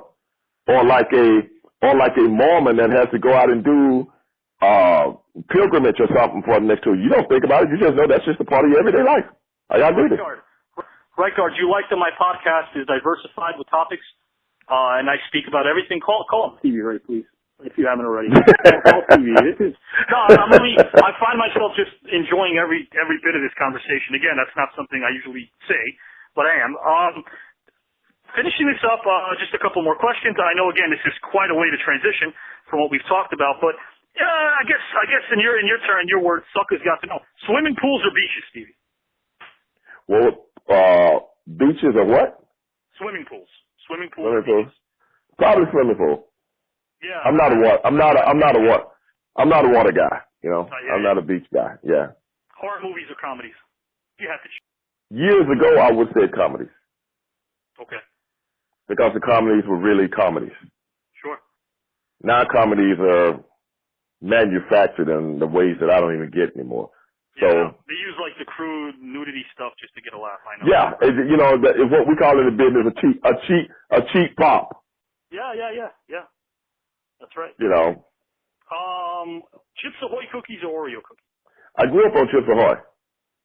They're underrated. I don't eat cookies anymore, but I grew up on Chips Ahoy. They're underrated. I agree. Did you like the hard ones or the soft ones? Both.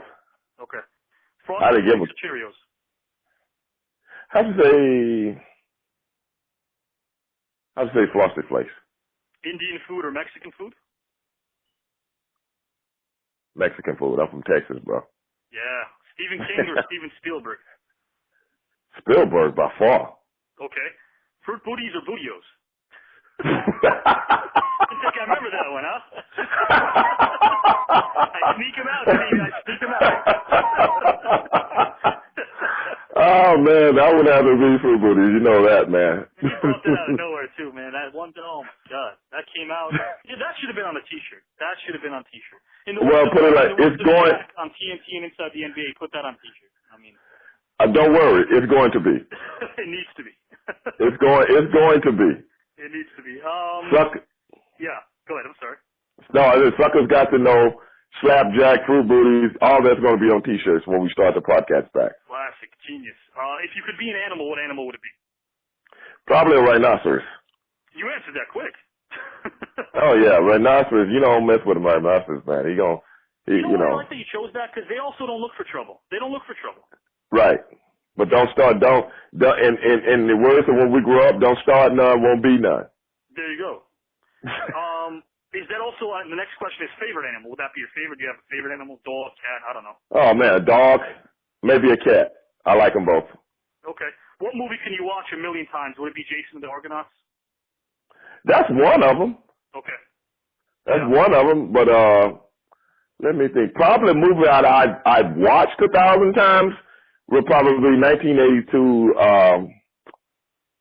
John Carpenter's The Thing with Kurt Russell. Amazing movie. Yeah, absolutely. I love the dialogue in that movie, man. Loved it. It's really good, and I like the fact that at the end you have no idea who's the thing. Yeah, you know. Absolutely. Yeah. Richard Pryor or Bill Cosby, just in terms of stand-up. Oh, man, come on, man. Look, brother, Richard Pryor is a genius. Bill Cosby was a good comedian. Bill Cosby always gets number 2 from what I hear, right? When it comes to Pryor, and he always gets... Brother, I don't know how familiar you are with Richard Pryor. I don't know how familiar you are. Very much. He created characters and stories like you wouldn't like. Well, you do believe because you witnessed it. This guy... Genius. Oh, my God, bro. Genius. I mean, I remember one night, this is no lie. You remember the movie Busted Loose? Of course, yeah. Do you know I watched that movie one night with my daughter when she was little? I can't remember. We were in Walmart shopping late at night. Right. And you know how Walmart would have these DVDs for like $5? Yeah. Yep. And guess what they had? They had Bustin' Loose and Bill Cosby's, I don't know if he was a devil or something. I can't remember the name of the movie because I never watched it. I think it was on the same, so you had 2 movies on one. Yeah. One package. Okay, I get what you're saying. Right. Yeah. And we brought it home. It had to be like 2 o'clock in the morning, man. And I put the movie in. I started watching it. Yeah. And my daughter sit here and we watched that movie together and died laughing. My daughter didn't even know who Richard Pryor was at the time, but after that she did, and that was just the funniest thing to her. You know what I'm saying? And if that had been the Bill Cosby movie, she would have said, Dad, I'm going to bed. My mom speaks. Now, I mean, don't get me wrong. You could talk to her in English, she'll understand you. But my mom is not from this country. And I guarantee you, in the 80s, I remember watching this with her in the theater. We watched See No Evil, Hear No Evil with Gene Wilder and Richard Pryor. They teamed up in a lot of movies, as you know. Right, and, right. See No Evil, Hear No Evil. It was something as simple as Richard Pryor not blinking when he's supposed to take his mugshot. When the crowd's trying to get him to stand still. And every time he turns and tries to talk to Gene Wilder's character who can't hear him. And my mom, and I'm telling you, I would go back every few months just to put the DVD and watch. I would just fast forward to that part. If she's having a miserable day, I will never see her laugh the way that I do when she's, man, it's universal. It's universal. It speaks to everybody. Unbelievable, man. That guy, some of the stories he could tell in stand-up would make, to this day, they can still play those, some of the old tapes from the early 90s, man. And I'm in stitches. Absolutely. And I've heard these jokes over and over. When he filmed Harlem Nights, he said that even like the great Red Fox, who was older than him and an inspiration for him, even he was like, Richard's killing us on set. It's coming from Red Fox, you know what I mean? Some people are just, that's genius, man. It's just like, I used to watch Robin Williams come on talk shows. Oh, you can't interview the guy. You can't even interview the guy, man. You can't. He couldn't sit still. He was just, if they let everybody in that studio free, they should have paid on their way out. You can't see that anywhere else, man. No, he just thinks of this stuff off the top of his head, one subject after another, and take it to another level. Oh, and the guy interviewing him just, I can't say nothing, man, because he's going to turn it into a comedy skit. I'm going to handle like Robin Williams. And you know what? Next time, we're on, because we have a lot to talk about. The next time we're on, I'm going to ask you about, in depth, next time, about your feelings about the censorship of comedy. That's like the last vestige of hope of uncensorship, and even that's kind of like losing steam. But that's a different, different conversation. Right. Last couple of ones I have for you. This is for a reason I'm asking you this. Oranges or plums? There's a reason why I'm asking you this. Oranges, by far. Okay. Even though plums are more healthier, oranges by far. Why are plums so underrated? When is the last time you saw someone walking down the street eating a plum? When? I do not know if I've ever seen one. Maybe like when I was a little kid or something like that, when people bring, your parents bring you, fruit and stuff like that. But I think we just. On my students, they think I'm trying to be funny, but I'm not. But instead of like apple for a teacher, I'm a plum maniac. I love plums. Oh, okay, nothing wrong with that. And the last thing I want to ask you, moving forward, Stevie, and this is again another positive question I have to ask you. In your particular point of view, exactly where do you think Stevie Ray is headed to after the Hall of Fame? I want you to talk about the podcast. I really do, because people need to really listen. It's been around. It was around for a while. I think either last year, maybe a few months ago. Can you talk about the podcast and it's making a comeback? Well, in all actuality, the podcast I was doing before was somebody else's idea, because I had no inkling to do a podcast. But once I started doing something, my creative juices started flowing, and try to make it as best as I could. Sure. And there's so many wrestling podcasters around. I didn't know at the time, but I just started kind of researching it when my buddies came to me and wanted to do this. I just kind of started researching it, and then I started listening to a lot of podcasts just to see what they were talking about. And it's just like, guys like yourself, not you particular, but, guys like yourself interviewing wrestling and talking about wrestling stories and this, that, and the other. And I guess fans really get a kick out of that. And in a lot of ways, it's cool, but like I was telling the guys I was working with, okay, it's okay to tell stories, but I'm from a different cut or cloth. Yeah. I can tell stories, but I can only tell them where they end with a funny joke. Or if it's a serious story that I have to tell. And I have to take the edge off of it, because I'm listening to guys talk about this, what happened to me, and this, what happened to me. And it's so much melancholy. Now, I'm not talking about the individuals. I'm talking about the story, so we'll keep it in context. Sure. Me, myself, I can only put myself in that position, not a fan. That fan might, this is really, really great. Yeah. You know what I'm saying? But to me, it's like, man, I'm leaving the room. I don't even want to hear this.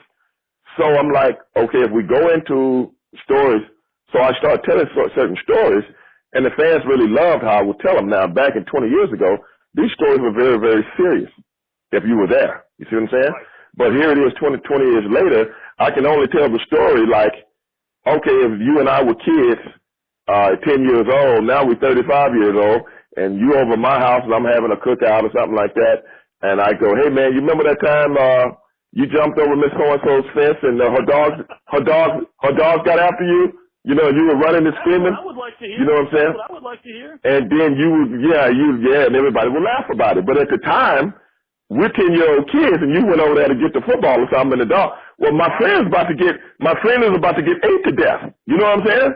My heart's coming out of my mouth as a kid. But we can laugh at it. Sure. You know, 25 years later, we can laugh at it, and it's not serious no more. So that is how I feel wrestling stories should be told. So people start liking that. They start liking how I would tell the stories and make it funny. Right. And they would start calling me the Charlie Murphy of wrestling stories. Oh, I like that. I could see that. But, they love the stories, because I'm putting it in my... Charlie Murphy's the Stevie Ray of comedy. Well, even that too. And I met Charlie once, and it was a cool deal. And just because fans were making that comparison, I loved it. Now it's working. So the podcast in 4.5 months went from 0 to 195 on iTunes. Wow. And I didn't even know anything about if that was good or bad. Some people called me and was like, hey man, did you know your podcast was number 195? And I'm like, is that good? And they were like, hell yeah, it's good. You only started doing it a few months ago. And that's how ignorant I was to the whole thing. So then some different things started happening within, our group, and we started doing it live. So I was like, then finally it was just too much to do with, as far as setting up and all that kind of stuff. Yeah. So then I was like, just stop and just tell people, hey, I'm coming back when I get a chance.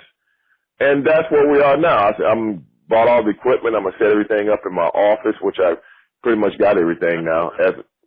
And then I'm gonna start doing like yourself. I'm gonna start doing because I have a Twitch channel, and I'm getting ready to get a Patreon channel. And these are the things I want to do, and I want to, like yourself, I don't want to be a wrestling podcast. I want to be a wrestler that has a podcast that talks about whatever he wants to talk about, or whatever the fans want to talk about. Yeah, I'll tell you really quickly. Every time you talk about corporate entities and there's mergers, hey, we might have a merger here one day. You never know. It seems like half of the same thing. My sound engineer, you never met this guy or talked to him. You know what this guy just slipped me? Here's what he slips me. Because I'm in the studio talking to you. Here's what he slips me. Last either or question. I don't even want to ask this. It's just so stupid and pandering, but I'll ask it. He goes either or. Every other podcast you've done or this one? Probably this one. Because most guys don't know anything about what you and I are talking about today, or even give a damn about. Yeah. And that's no knock on them. That's just it's refreshing when you can talk about things that's going on in our country. You can talk about some of the historical things that's going on in our country that has a reflection on what's happening today. Because one thing always leads to another, in the words of the pop band, The Fix. Yeah. That's right. Well said. And when people put those things together, there is a correlation. So I'm just a firm believer in either you're a part of the solution or you're a part of the problem, which means in one way or another, you're either a strong-minded person or a weak-minded person. Right. Because anybody that just goes along to get along, we know what you are, and you will be exposed. In the big, out of the earth. In the big, I'm just saying, if people can see bigotry and racism underhandedly being thrown around in this country, and you don't say nothing about it, then you're a part of the problem. Oh, absolutely, you're an enabler. You know what I'm saying? You're an enabler. You're an enabler. In that aspect, if our political leaders can say some of the things that they say, and you agree with it, and that's on top of that, you get on board with it. because it's like, okay, if it's cool for him, it's cool for me. Then what the hell? Don't complain when you spit in the wind and it slaps you back in the face, because eventually it will. Absolutely. Eventually it will. I wholeheartedly agree with you. And for me, like I said, I often tell my 8th grade history students that the lessons of today are built upon the memories of yesterday. Each is comprised of moments as the weeks, months, and years do their jobs of morphing those moments into memories. And much like last time, thank you for making this day a moment for me, Stevie. No problem, brother.